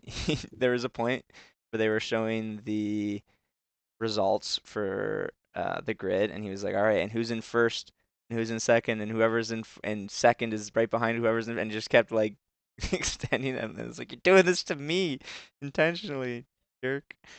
Uh, Here, that pulling up. Is that gonna work? Yep. Looks Perfect. good. Okay, pull up the 24-hour grid. Look at this. Is gonna be exciting. 24-hour.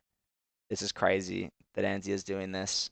Um, yeah, I don't know. I've never heard of anything like this happening in Star Citizen before. I don't know. What do you guys think? Are you pretty excited to do 24-hour race? I guess you're not doing it, Kelsey. You said screw that. no, I just literally couldn't do it. But it's I mean this is definitely like just awesome, especially at this being like the 10-year. I know EchoBit like planned this like massive event because it was a 10-year anniversary. So I'm yeah, it hasn't been done, I don't think, and this is gonna be awesome. Yeah. Yeah. It's just a taking one of the pinnacles of Star Citizen racing events in Crux Cup and just turn it up to 11. And yeah, EchoBits nailed it on every single aspect. I mean, we're up in the stakes, up in the prizes, and up in the quality of all the great material that EchoBit comes out with for promotion. And it's just going to be just a spectacular Yeah. way to get racing kicked off in 4.0 because really we haven't had a whole lot going on since 4.0 came. So it's going to be really really good, I think. Yeah, we haven't even talked about the prizes yet. And we won't go into it because we've talked about it in previous episodes. I think episode 5 or episode 4. No, watch them Something like both. Watch the episode with EchoBit for sure. I know we talked about the prizes then, I think. No, we talked about the format. Anyways, watch their previous episodes if you want to learn more about the prizes. The key one is the first place 24-hour prize is a goddamn uh that. oh god, what's the word? I'm losing The it. Saber Raven. Saber Raven. Yeah. Raven, yeah. Like Yeah. Which is an what? Very rare, exclusive ship that you super cannot rare, cannot What? get anymore.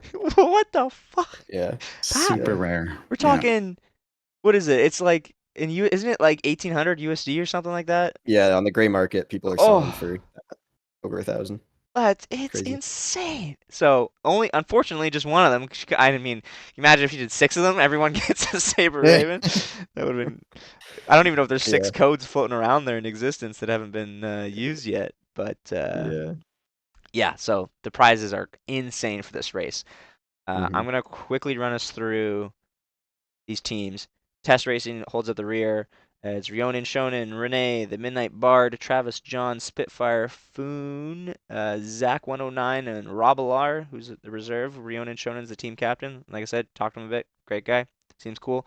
Excited about Test getting into racing because they're a huge org. There's a lot. That's a lot of support. A lot of more eyes on racing. Love it. Next up, Red Legion Racers team captain Soulbite. Don't recognize the name, but I'm sure he's going to do great. But they've got Engineer, Captain ND, Canadian Maverick, Commander Tenna, Q2M, with reserves of Red Monster SC and Emperor Pravis. some experienced pilots on that team. They might be near the back of their grid, but they're still good. Like on most other grids, they would probably do pretty good. Next up was the consolidated Russian fleet. A lot of great Russian pilots in this one. It's Turbor Corp and the Russian community together created a team. Fedical is the team captain. We have Airsai Ivan, Hour of Thunder, Nivisera, T Stark, Jakar Zorian, and Snick in the reserve. Yeah, Fedical, like I say, great pilot, racing a long time. Airsai Ivan, know him. Power of Thunder as well. He raced last year and did pretty good.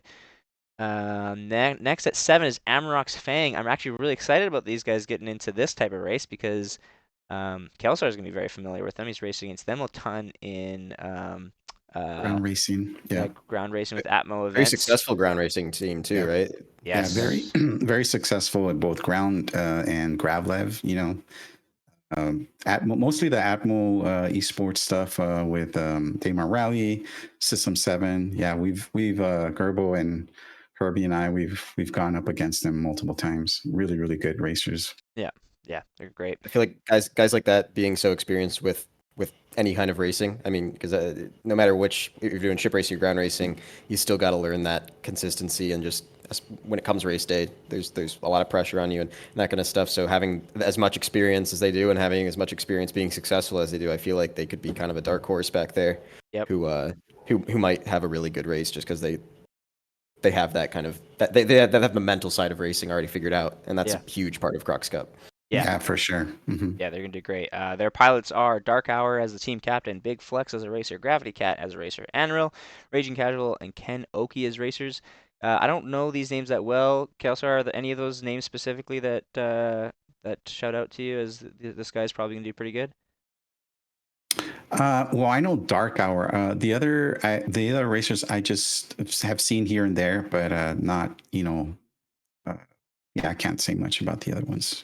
All right. Well, yeah, I'm sure they'll do good. I was chatting with Dark Hour last night, or this morning technically, and he's excited, and I'm excited to race with him. And I think it's cool to have Amarok's Fang in ship racing. As far like in ground racing, I think they are equivalent, if not better, than like Sanguis Luna and Blackstar is as like if you talk about total like accolades and how good of a team they are. They're scary in ground racing, so I hope it translates to ship for them. Next up is Omega Aerosports, led by Smithy with AC3 Nightmare, Zolner, Yaz the Fox, Herbie, Estrella, and then Sigelian and the Faulty G are reserves. If you're into racing, you pretty much know all those names of the main racers.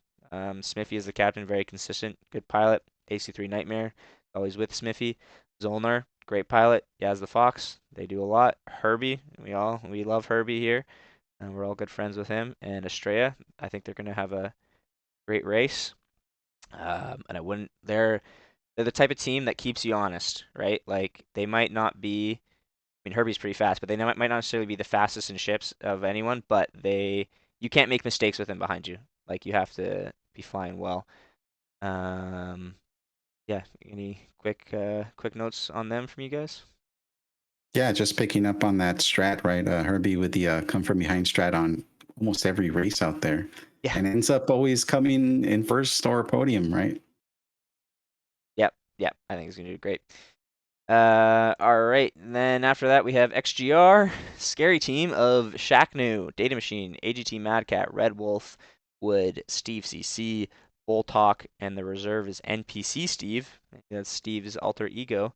But that man, Shaknu's not been necessarily very active in the racing community lately.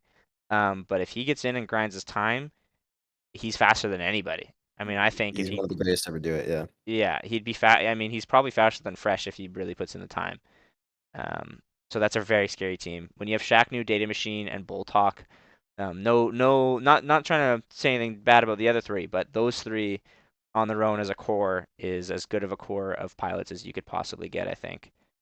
I feel like XGR is almost a little under like not ranked because this is just obviously based off of actual qualifying times, but I think that their pace that they could have come race day, it has a good chance of being more like a top 3 kind of qualifying time race pace because I think that those guys have it in them to be as fast as anybody, but they just for whatever reason with qualifying here, they might maybe just were busy or didn't have as much time as they would have liked. But I know that these guys, when they put the time in, can easily be at the highest level of anybody, where anybody at the top can be. So Yeah. I think that they will definitely have a good race, even starting from 5th. Yeah, I think they're gonna be scary. Kelsar, you got anything for XGR? I would be scared to fly against them. So Yeah, yeah, terrifying. It's almost scary. It's almost scarier having them behind you Yeah. while you're running from them instead of having to Yeah, catch up. it's like you have this like in MOM or like World of Warcraft, you have this sword that you find, right? And you're like, oh, that's a cool sword. But then you find another one that's like enchanted. That's like XGR. It's like, holy crap. yeah, yeah. I mean, yeah, them being at 5 just looks so weird to me. And Yeah. like it makes me more scared because it's like they're hiding their power level, you know? They're like waiting to show how good they're gonna be. Yeah. Okay, so next up was Sire Racing at 4. That's NeoJet team captain Salem Frost, Ricky Ticky, and Niku from CIG is racing with Sire, so that's pretty exciting. EO Ben and Luigi 509. So Louis has abandoned his XGR comrades and has joined with the Spaniards in Sire Racing. Yeah. I think it's a region thing, you know. Oh yeah, could be. Yeah, that would make sense. But yeah, those guys are good. NeoJet is the captain, fast guy. Salem Frost good too. Reki Tiki can be scary. And Louis, I think, will do well. This is the type of race that he can definitely fly well in.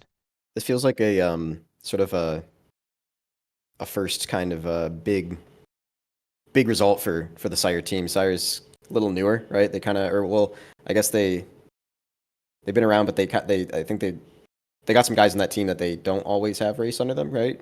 Yeah, I don't know if And Ricky's always been with them, but Ricky is a yeah, great addition if he hasn't. Yeah. yeah, but I feel like Yeah. that's a being fourth in the grid here is a super good spot to be for them. Yeah. They always do good, and even in Daymar Rally, I think they came in what was it, first this year? Did Daymar did they? Rally, yeah, buggy, Wow. yeah. Well done, Sire. Yeah, okay. Our next group is Frontier Consolidated, led by team captain Tint, and then someone that we've talked a lot about already, Noise Maze, as well as Prof Decoy, Nafty, Arakaj, Loud Guns, and the reserves are Ryukira and Dot Hectate. Is that how you say it? Or is it Do the Hectate?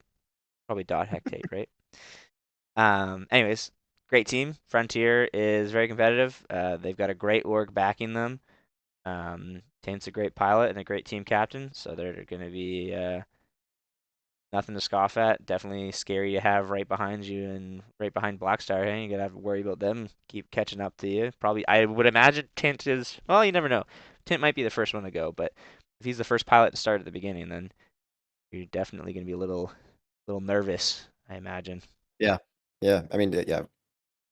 Frontier is one of those just iconic classic teams. It's been around racing forever, and Tint's always been there, and Noise Maze has been there, and yeah, they put together a really good group of pilots here for this race, and I feel like they're gonna be they're gonna be a good experienced, consistent team because they've been around the block, they know what they're doing, and yeah, anything can happen. They could easily surprise people and be fighting right at the front.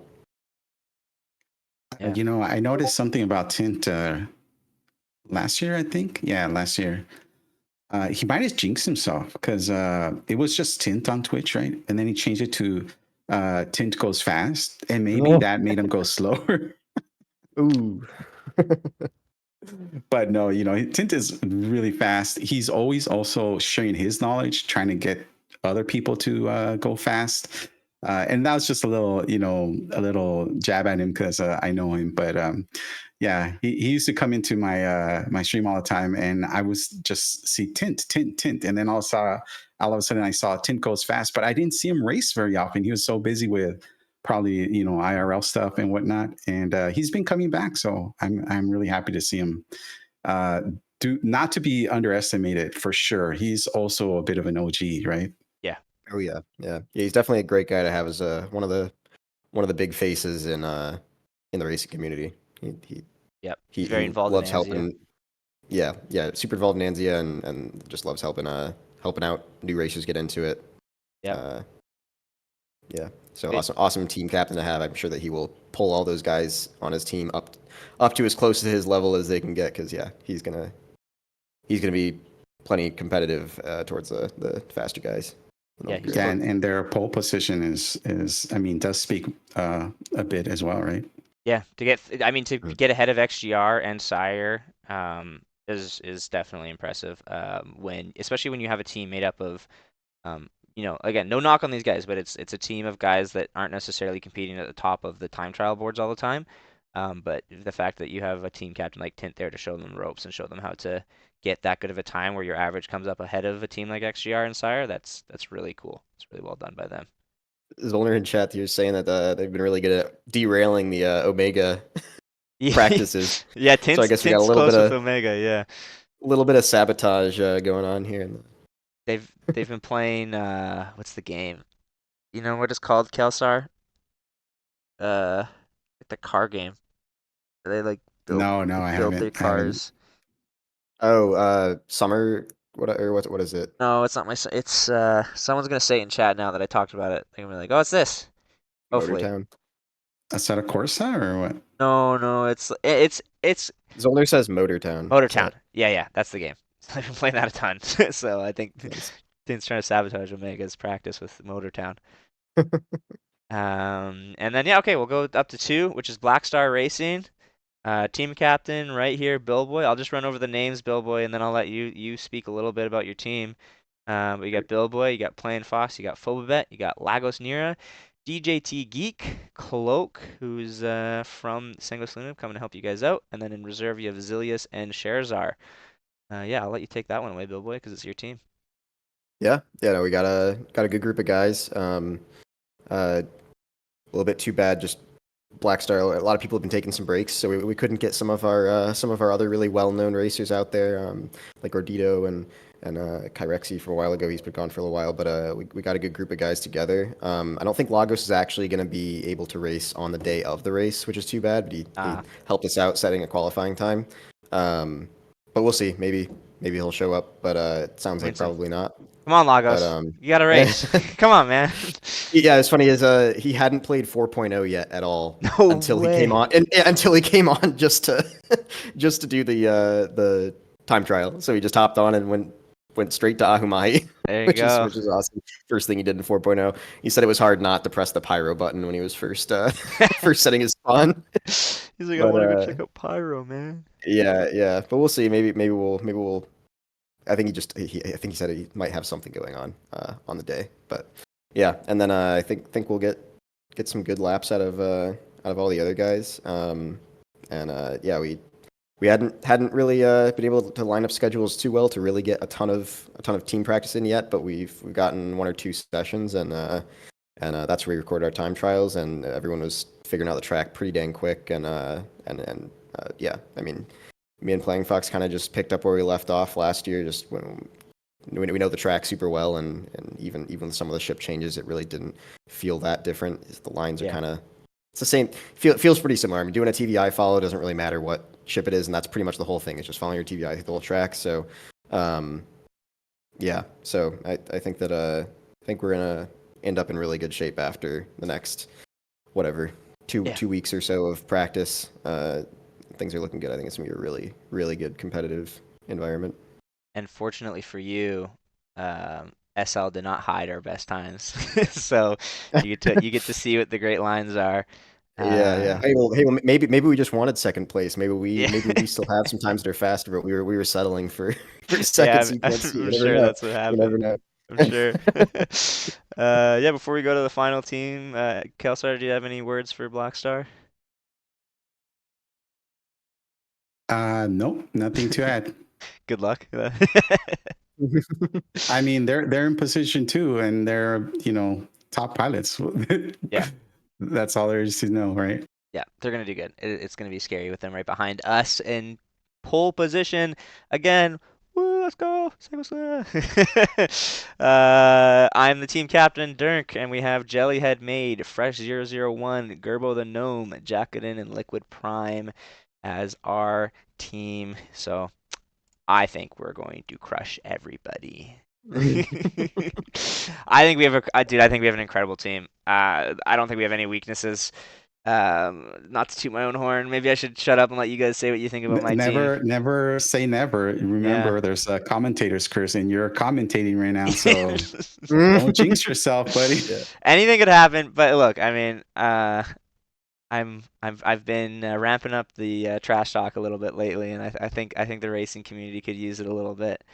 So I don't know if Yeah, there's anyone in yeah. chat's already trash talking. You guys are paying attention to it at all? I can't see it, but yeah, no, it'll be good. Yeah, okay. I'm gonna transition here, and then I'm gonna pull this up. Something I want to show off.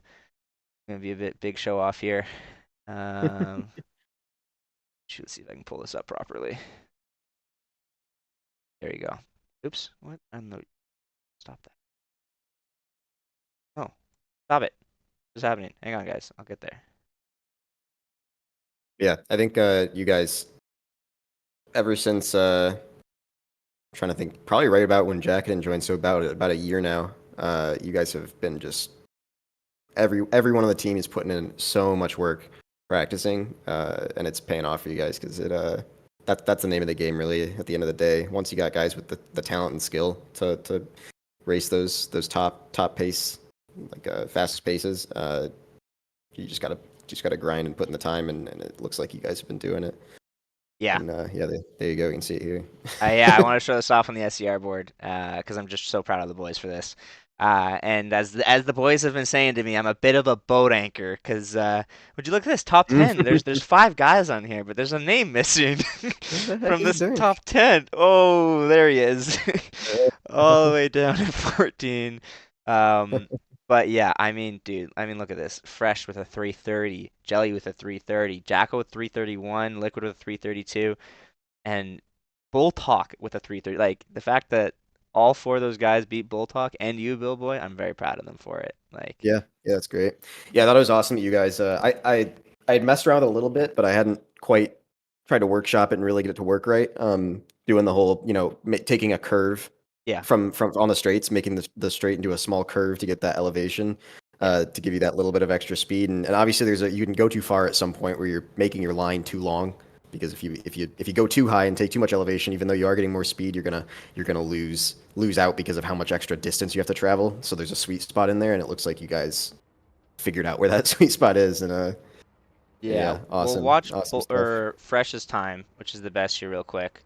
And not that I want to reveal all the strategies, but if anyone's really looking, they're gonna see this anyways. But you see here, the next spot is down here. This is Kaplan down here.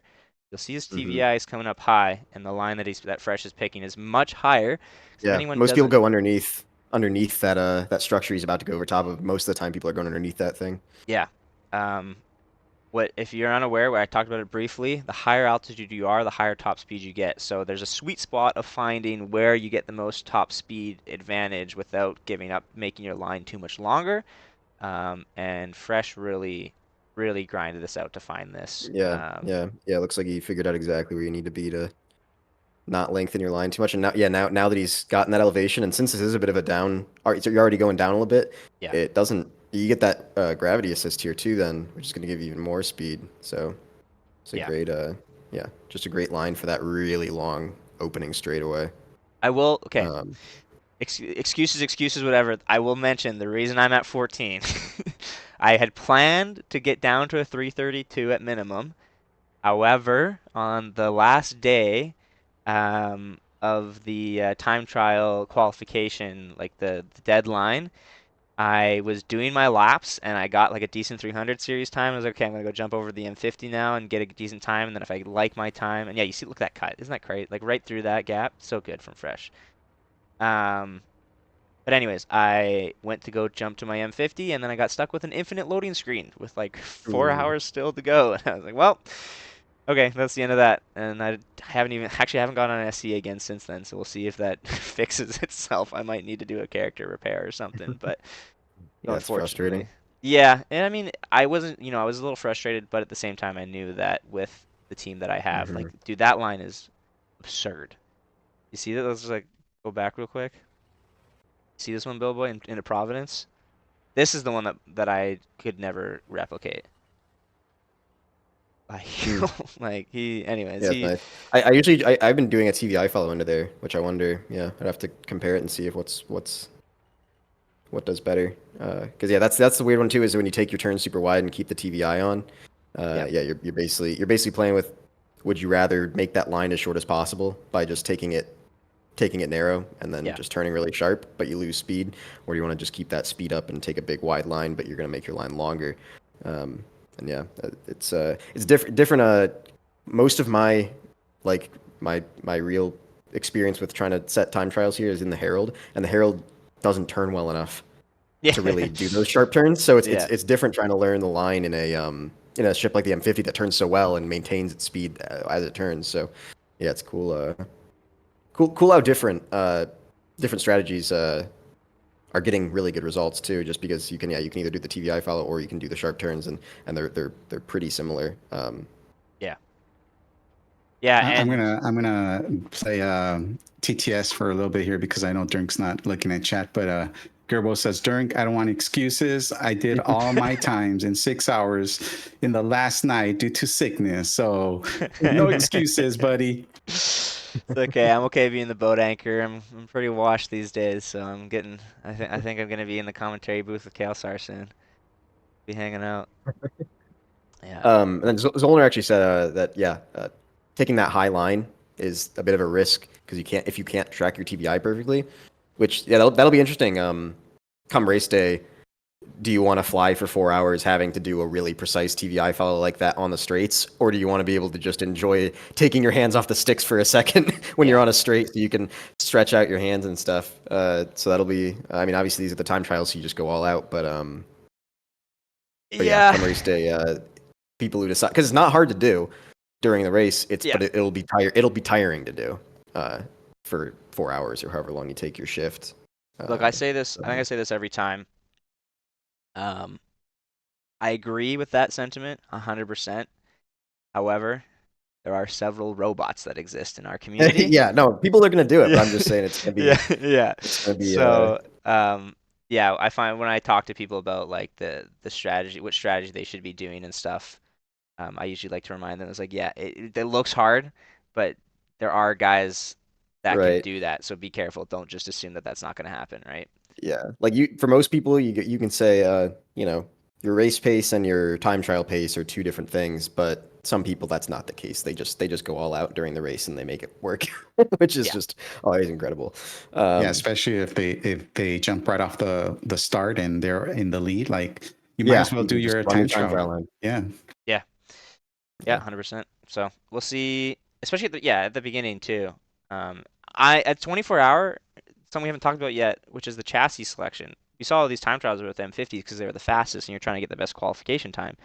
But it is 4 different chassis. I don't know if I want to reveal anything about the Sanguis Luna strategy. Um, I don't know. What do you think, Bill Boy? What do you think people are gonna do? Or no, we're two captains. We shouldn't talk about it. Kelsar, don't ignore it. I think you know the Sanguis Luna strategy, but ignore it for a second.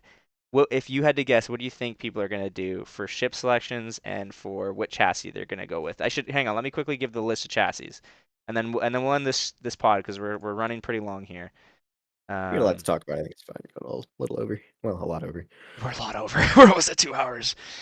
I haven't. It hasn't been this long before. Okay, I'll quickly run down the ship chassis choices. They are the M50, the Razor, or the Razor LX. Those are exclusive with Ooh, I each love these other. stats. Actually, I haven't actually looked at this page since Echo put it up. These are awesome. Oh yeah, you can't. Oh, the The stream can't see stats. this. The stream can't see it. Okay, okay. I guess I could. Yeah, just switch it. Yeah, flip Yeah, it over. I can make it look a little better. Here you go. So quickly, it's the M50, the Razor, and the Razor LX. These are exclusive with each other, so you can't have both on your chassis list. You have to pick one or the other if you're going to use the Razor.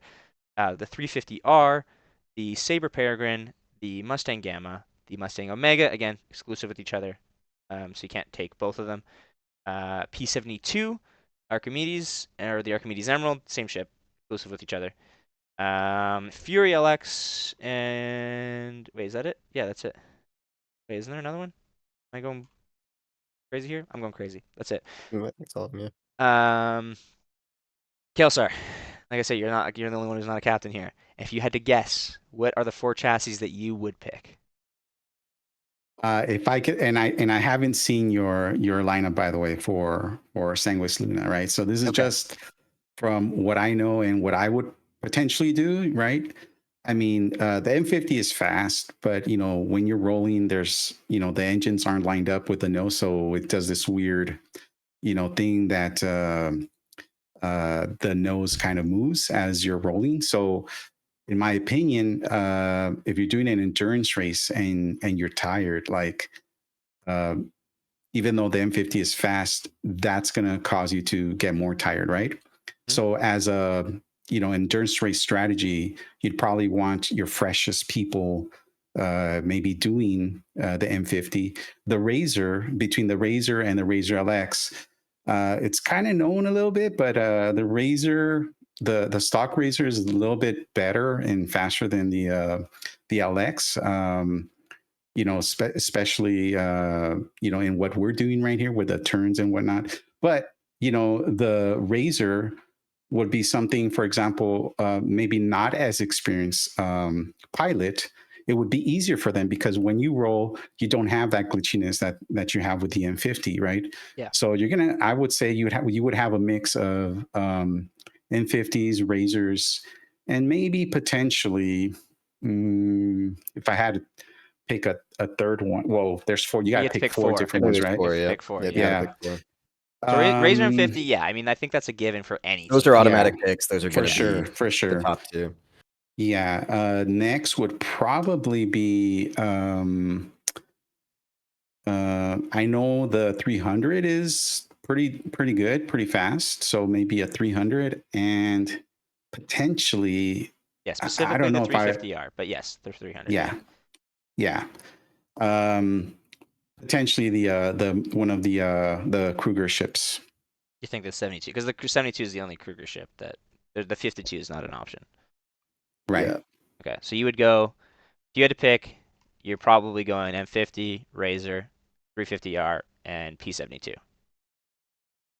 Yeah, that's what I would pick, and depending again on the pilot skill level, right? So, Yeah. your least experienced or not as accurate folks, you would probably want in the Razors, right? And then your master pilots, you'd want like speed is power, right? Like so in the M50s and Yeah. more difficult ships, right? So there's also you have to pick an order. Every 6 hours you have to change what chassis you're in, right? If you had to pick an order, how would you strategize your order, Kelsar? I would go with the fastest ones in the beginning to establish that dominance and position. And then throughout, I would just randomly, depending on how you're doing, right? If you just want to like everyone's tired, hey, let's we have a good lead. Let's just ease into it. Keep maintain our speed. Then so maybe start with the M50, follow with the Razor, maybe, right? And the other two could go basically any order. But if you're playing catch up, then you'd go like can you do like M50 back to back different pilots, Uh, so or you have to actually, swap? you have to give your order ahead of time. Oh, I see. I Yeah. see. Okay. So Echo wants to know your order of ship chassis before the race, and then you're locked to that order. I'm pretty sure. I'm gonna double check with Echo, but I'm 90% sure on that one. So okay, but so you'd pick a fast ship first, like M50 or Razor probably is the first ship, and then you're saying Yeah, you just put them back to back M50 followed by Razor, and then finish up with 350R and 72, something like that. something like that. And since each pilot is going like 3 hours, you'd probably want to strategize a little bit on. I think in the 24 hour, you will need to possibly refuel, right? So you'd have Uh, to. kind So you of. just land and then You just land and take off? Okay. Yeah, you just Okay. Yeah. land and get in a new ship or set off your next pilot. Also, I think. none of the ships run out of fuel in 3 hours. I think the Razor does. Technically, it runs out in 258. Yeah. But in testing and practical use, it doesn't. It lasts Okay. the full 3 hours. Yeah, there's a little secret tidbit we'll get from the SL testing that none of the ships do less than 3 hours. So anyone technically could go a full 3 hours straight of flying their ship. I'll be honest, I'll be surprised if a lot of people do that. Not A for crashes and B for how tired you get. Because after an hour race, I'm already feeling sore, right? And Right. sometimes it's hard to keep going after that. So if we're talking 3 hours, I don't know. We'll see. At least for us, we're going to be careful about it. SL is going to be keeping an eye on our pilot fatigue and Yeah. making I think changes if we have to. it could become beneficial to even switch more than just going the max. Yeah, you don't lose a lot of time, right? So if you have a No, I decent mean, because lead, the pits are so quick. Yeah. yeah, if your position's good enough, and if you practice your pit stops well enough that you can quickly drop them off. Yeah, I think here I have the chat open. I can't imagine a pit stop's going to take much more than 3 or 4 seconds off of off of the time you would have gotten if you didn't pit. It's going to be pretty minimal. Yeah. But you definitely have to swap frames, right, throughout the race. Yeah, but yes, you can every 6 hours. I think. Yeah, but if you're just swapping pilots, you can do that too and keep the same frame, I think. Yeah, Okay. So if someone's in the M50, they've gone for 2 hours and they need to switch because they're getting tired or something. Then you take Then they shit. you just come in. You have your other pilot sitting there in the M50 ready to go. They just come, they land, and as soon as they as soon as they touch down, Yeah. the other guy can go. So Yeah. that'll be a pretty quick swap. So. Yeah, a couple confirmations in chat. Yes, same ship for all pilots rotating every 6 hours. And the ship order is locked in pre-race. Zollner and asks. DJT says crash pit stop strat. Yeah, which EchoBit said that if you do that twice, you'll probably get warning.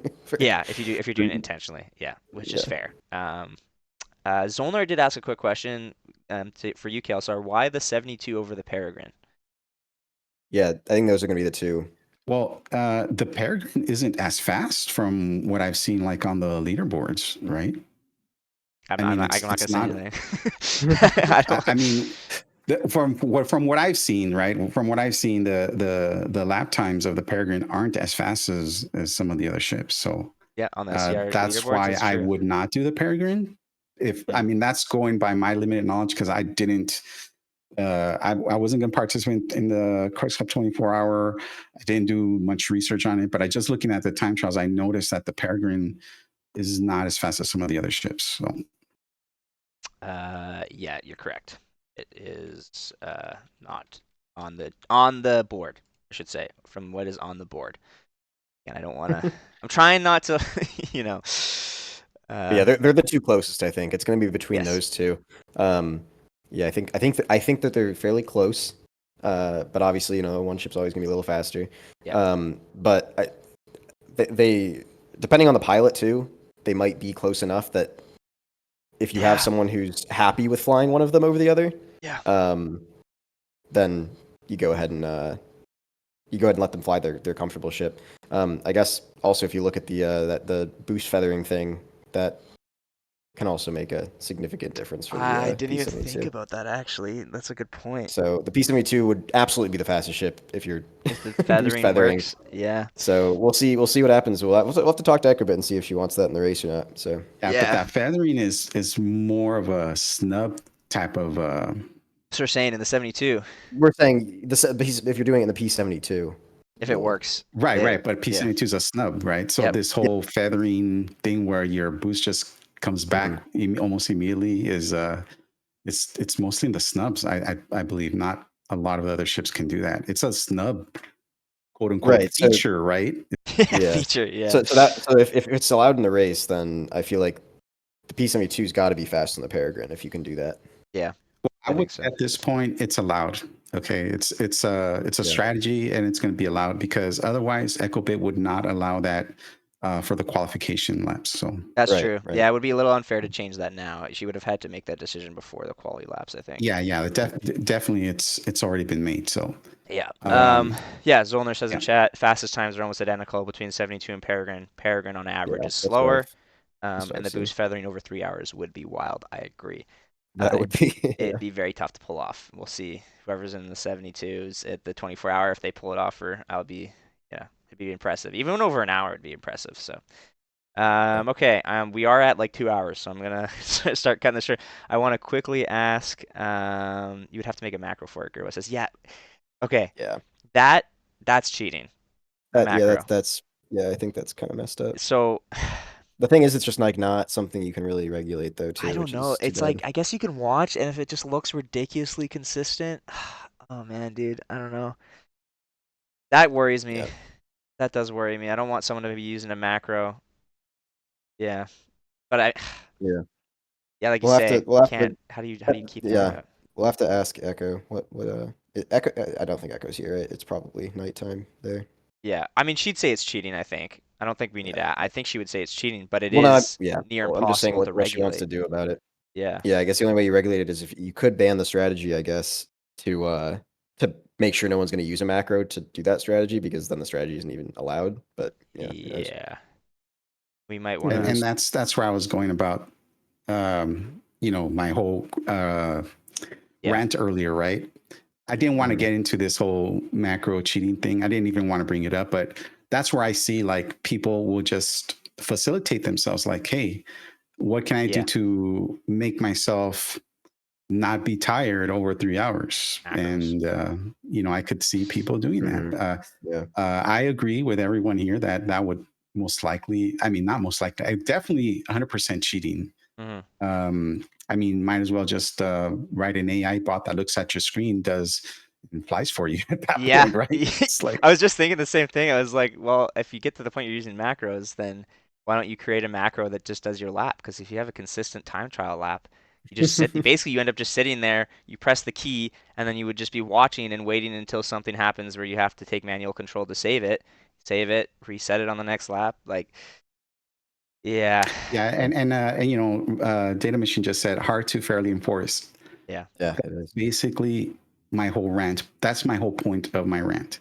yeah, Yep. You can't enforce it. You shouldn't allow it. I mean, that's Mhm. my view. I'm not saying I'm right. That's just my personal opinion. I'm not saying I'm right, guys. All right, I everyone's I has think a their own lot of people opinion. are on your side on this. That it Yeah. gets everyone nervous, especially the people that are at the top of racing, and everyone. And this is the other thing is we all know how everyone is and how competitive everybody is, and like I, how do I put it? I don't want to say that I would expect someone to cheat and use a macro, but if it was possible, if someone had it set up, would not be surprised at all. And but I also don't think they would ever get caught. Like, No, it'd be really, really hard, yeah, especially during the race. I mean, in a time trial, it's different because maybe you could actually go and look frame by frame and see like, okay, yeah, the consistency on this is perfect. yeah. Um, but yeah, in the race, you're not gonna see what they're doing. Yeah, They're just gonna be the flying. perverse incentive is there, says Data Machine. I agree. Okay. Like I say, we're at 2 hours, so we're gonna end this pod in a second here. But I do want to quickly ask the chat if they have any specific questions that we haven't covered or anything that you'd like us to talk about General real quick. questions, whatever. Yeah, we'll give it another like 5-10 minutes if there's anything that someone wants to talk about. We have been active with chat, so there's a chance that anyone's questions have already been answered at this point. Can we get some black stars and sanguises in the chat? Who do you like better? Yeah, let's see who we get more. Just scrolling up to see if I see anything. Oh. What's your ship lineup for 24? What's my ship line? Yeah, what's your? Yes, not gonna reveal that one, Zollner. I'm sorry. I kept asking Calsar. I'll go back a bit. I saw Zollner mentioned a while ago. Call out Jasper, Yaz the Fox. First time in a ship race and is already so fast. I am so proud of them. Yeah, I'm excited to see how they Yeah, do. it's cool. The whole Crux this year, I feel like has a lot of people showing up and putting in work. I feel like some years we've had like teams like me and playing Fox or whatever Data Machine and Shaq New and some guys will show up and work really hard and they're really talented pilots. But I feel like a lot of people who are sort of middle field pilots or haven't quite gotten the practice in or don't have the time are suddenly making the time to actually go and practice and I think it'll make the whole race as a whole way more competitive because yeah sometimes it spreads out really quickly but with the lineups we have here and the times people are putting down, I feel like the race could be a lot closer than it is some years. Oh, I did see another one here from Data a while ago. How many teams do you think will race rolled sideways like the Herald of old? I think a lot will. It's generally just more efficient to not use rolls to cut down on speed. It's way Um, way less effort too than having yeah. to back and So forth, especially in like the M50. yeah, it will be interesting. And again, it kind of depends on if something's in your way and you have to adjust your line. Um, but I do expect a lot of people will be sideways for a lot of it. Um, Kelsar questions: how much more or less accessible has the current state of master modes made racing? You don't have to take the yeah. That will take another hour It will actually. take an. That's I think it's about the same. I th- I think it's about I think it's about the same if you have sticks. If you're mouse and keyboard, I think that master mode's made it a lot harder to get into it. You think I so? think You that think it's like harder I though? think that the I yeah, I think it's way less approachable on mouse and keyboard now. Yeah. Um Yeah, I don't know who asked that question, but all I'm going to say is, regardless of the current state of the game, I'm going to say I've seen a lot more new racers recently. Yeah, I And agree. you know what? A lot of these people didn't know what it was like before Master Mode. So maybe this whole Master Modes thing is just not even a thing. I it's But the I way. agree with you, Yeah, Bill Boy. The for mouse and keyboard, it's less accessible. Yeah. I yeah, it's tough. think so. The way I see it with master modes is basically that I don't think that if you're talking about like how hard it is to get good at racing, right? I think pre-master modes, how hard it was to get good, and post-master modes, they're about the same. Where the struggle happens for people is if you were an experienced pilot and you already got really used to the old flight model. I know a lot of pilots that struggle to make that adjustment. I struggled to make that adjustment for a while. I didn't race in the first like two master modes patches because I didn't like You it. hated master modes at first. Yeah, I didn't You were like the tuning and I didn't feel great about it. And then I started to adjust to it, and I think the most recent tunings are pretty good. Um, so it's better. But yeah, like data machines, if you never experienced the golden maze, you don't feel the pain. Yeah, how can you know what you missed out on if you never flew it, right? You never experienced it. Yeah. And I think racing's just getting way more in like the sort of public community eye. Like people just Yeah, know about it more. It's definitely more accessible, not from a mechanical standpoint, but from just how easy is it to get information and yeah. actually get into it? Well, that's much easier now. I mean, with Arena Commander and stuff, you can do it without even the first thing you can do when you open Star Citizen is go and race if you want to without knowing anything about the community. So I And all think of a sudden, there's that's these probably a these big factor. podcasts too that are like Yeah, I know. getting Yeah, people into all racing. kinds Who's of. doing that? I don't know. Yeah, and then Anzia Racing hosting these events that you can actually go and race Yeah, and practice. You know, Yeah, that's amazing. yeah, yeah, but yeah. So I think that the community growing, there being so many racers, I think might not be completely about how easy or hard it is to get into it mechanically. I think a lot of it probably is due to just racing being more popular all of a sudden, just from a people want to do it because it looks cool kind of thing. yeah. Um, and yeah, like Data said, if you don't know anything about what it was like before, you're never going to complain about, oh, this is way harder than it used to be because you don't know. Yeah. So Yeah. Just do it. Data says I think Atmo probably helped a lot with exposure with their post-sitcon live event. Yeah, that event was awesome. yeah, I think it yeah. got people pretty excited about it. I'm so stoked to hear or see what they do this year. I think they have something in the pipeline. I They're gonna hear have some kind rumors of about it. qualifier, I think. Yeah, so Yeah, so yeah, it's gonna that'd be be cool. cool. It'd be really cool if it's similar to Flight or Flight where they pay for your like flight and travel and stay. I think they did that last year, but Yeah, that'd be awesome. imagine, yeah, qualifying for that race and then getting a free ticket to SitCon. That'd be pretty awesome. I was talking to the Singles Luna boys. If I mean, I think for sure there's going to be Singles Luna pilots that qualify for it if that happens. We're all going to try to get out there and cheer them on at Yeah, SitCon. That's yeah, the plan. So, that'd be okay, awesome. I'm gonna call it Looks like no there. more questions. So yeah, Yeah, I'm gonna call it. We're at 2 hours and like 15 minutes here, so the longest pod so far, but there's a lot to cover. I think we had good stuff. We had good stuff to cover though. We weren't rambling too much. We had Yeah. some good Uh, analysis of the qualifying and stuff. That was good. Kelsar, you got anything to plug before you get out of here? Oh, no. Yeah, I lost the push to talk. Oh, I'm like, where's the push to talk? No, I don't really have anything to add. I mean, yeah, I just look forward to all these events and seeing the amazing, back and forth through these. I think I mean, if Luxury GP was any indication, up what the rest of Crux is going to be like. I mean, I think that was just the beginning, right? Yeah. The most exciting races are yet to come. I mean, Oh, yeah. faster speeds, faster pilots, and just craziness, right? So stay tuned to all the Crux Cup events coming up. Like go to anziaracing.com and sign up for their Discord. Click on the notification to be told when the next events are coming, and don't miss the next races. That's what I'm going to say. Yeah. And then Really let's big see, deal. I think we had something that I could use here. Oh, I don't know. Anyways, I just linked Kelsar's Twitch chat or Twitch in the chat too. Go check it out. Go follow him. Great guy. Great pilot. Does a lot of racing and gets a lot of people introduced into racing. Yeah, Billboy, you got anything before we go? No, that was good. Good Cool. podcast. Okay. Excited Thanks, guys. excited to have some results to show off next time we're back. Yeah, 100%, man. I can't wait. Okay, thanks everyone for watching on YouTube too. Like, comment, subscribe to the Jacketed channel if you want to see more of these. And yeah, hope to see you guys all out watching the events. We'll talk about the next pod is I don't know if we're gonna do it in 2 weeks. It might be a little longer so that all these races have happened, and then we can talk about results. We'll see. It's gonna be really hard. These races at the time that they're at. But just keep an eye on the XGR announcement channel. We'll probably announce when when the next pod is going to be. Yeah, I'm trying to think if there's anything else that I need to say before we go. I think that's it. Yeah. Okay. Yeah. Thanks, guys. We'll see everyone around. Thanks for watching. Bye, everyone. Good night.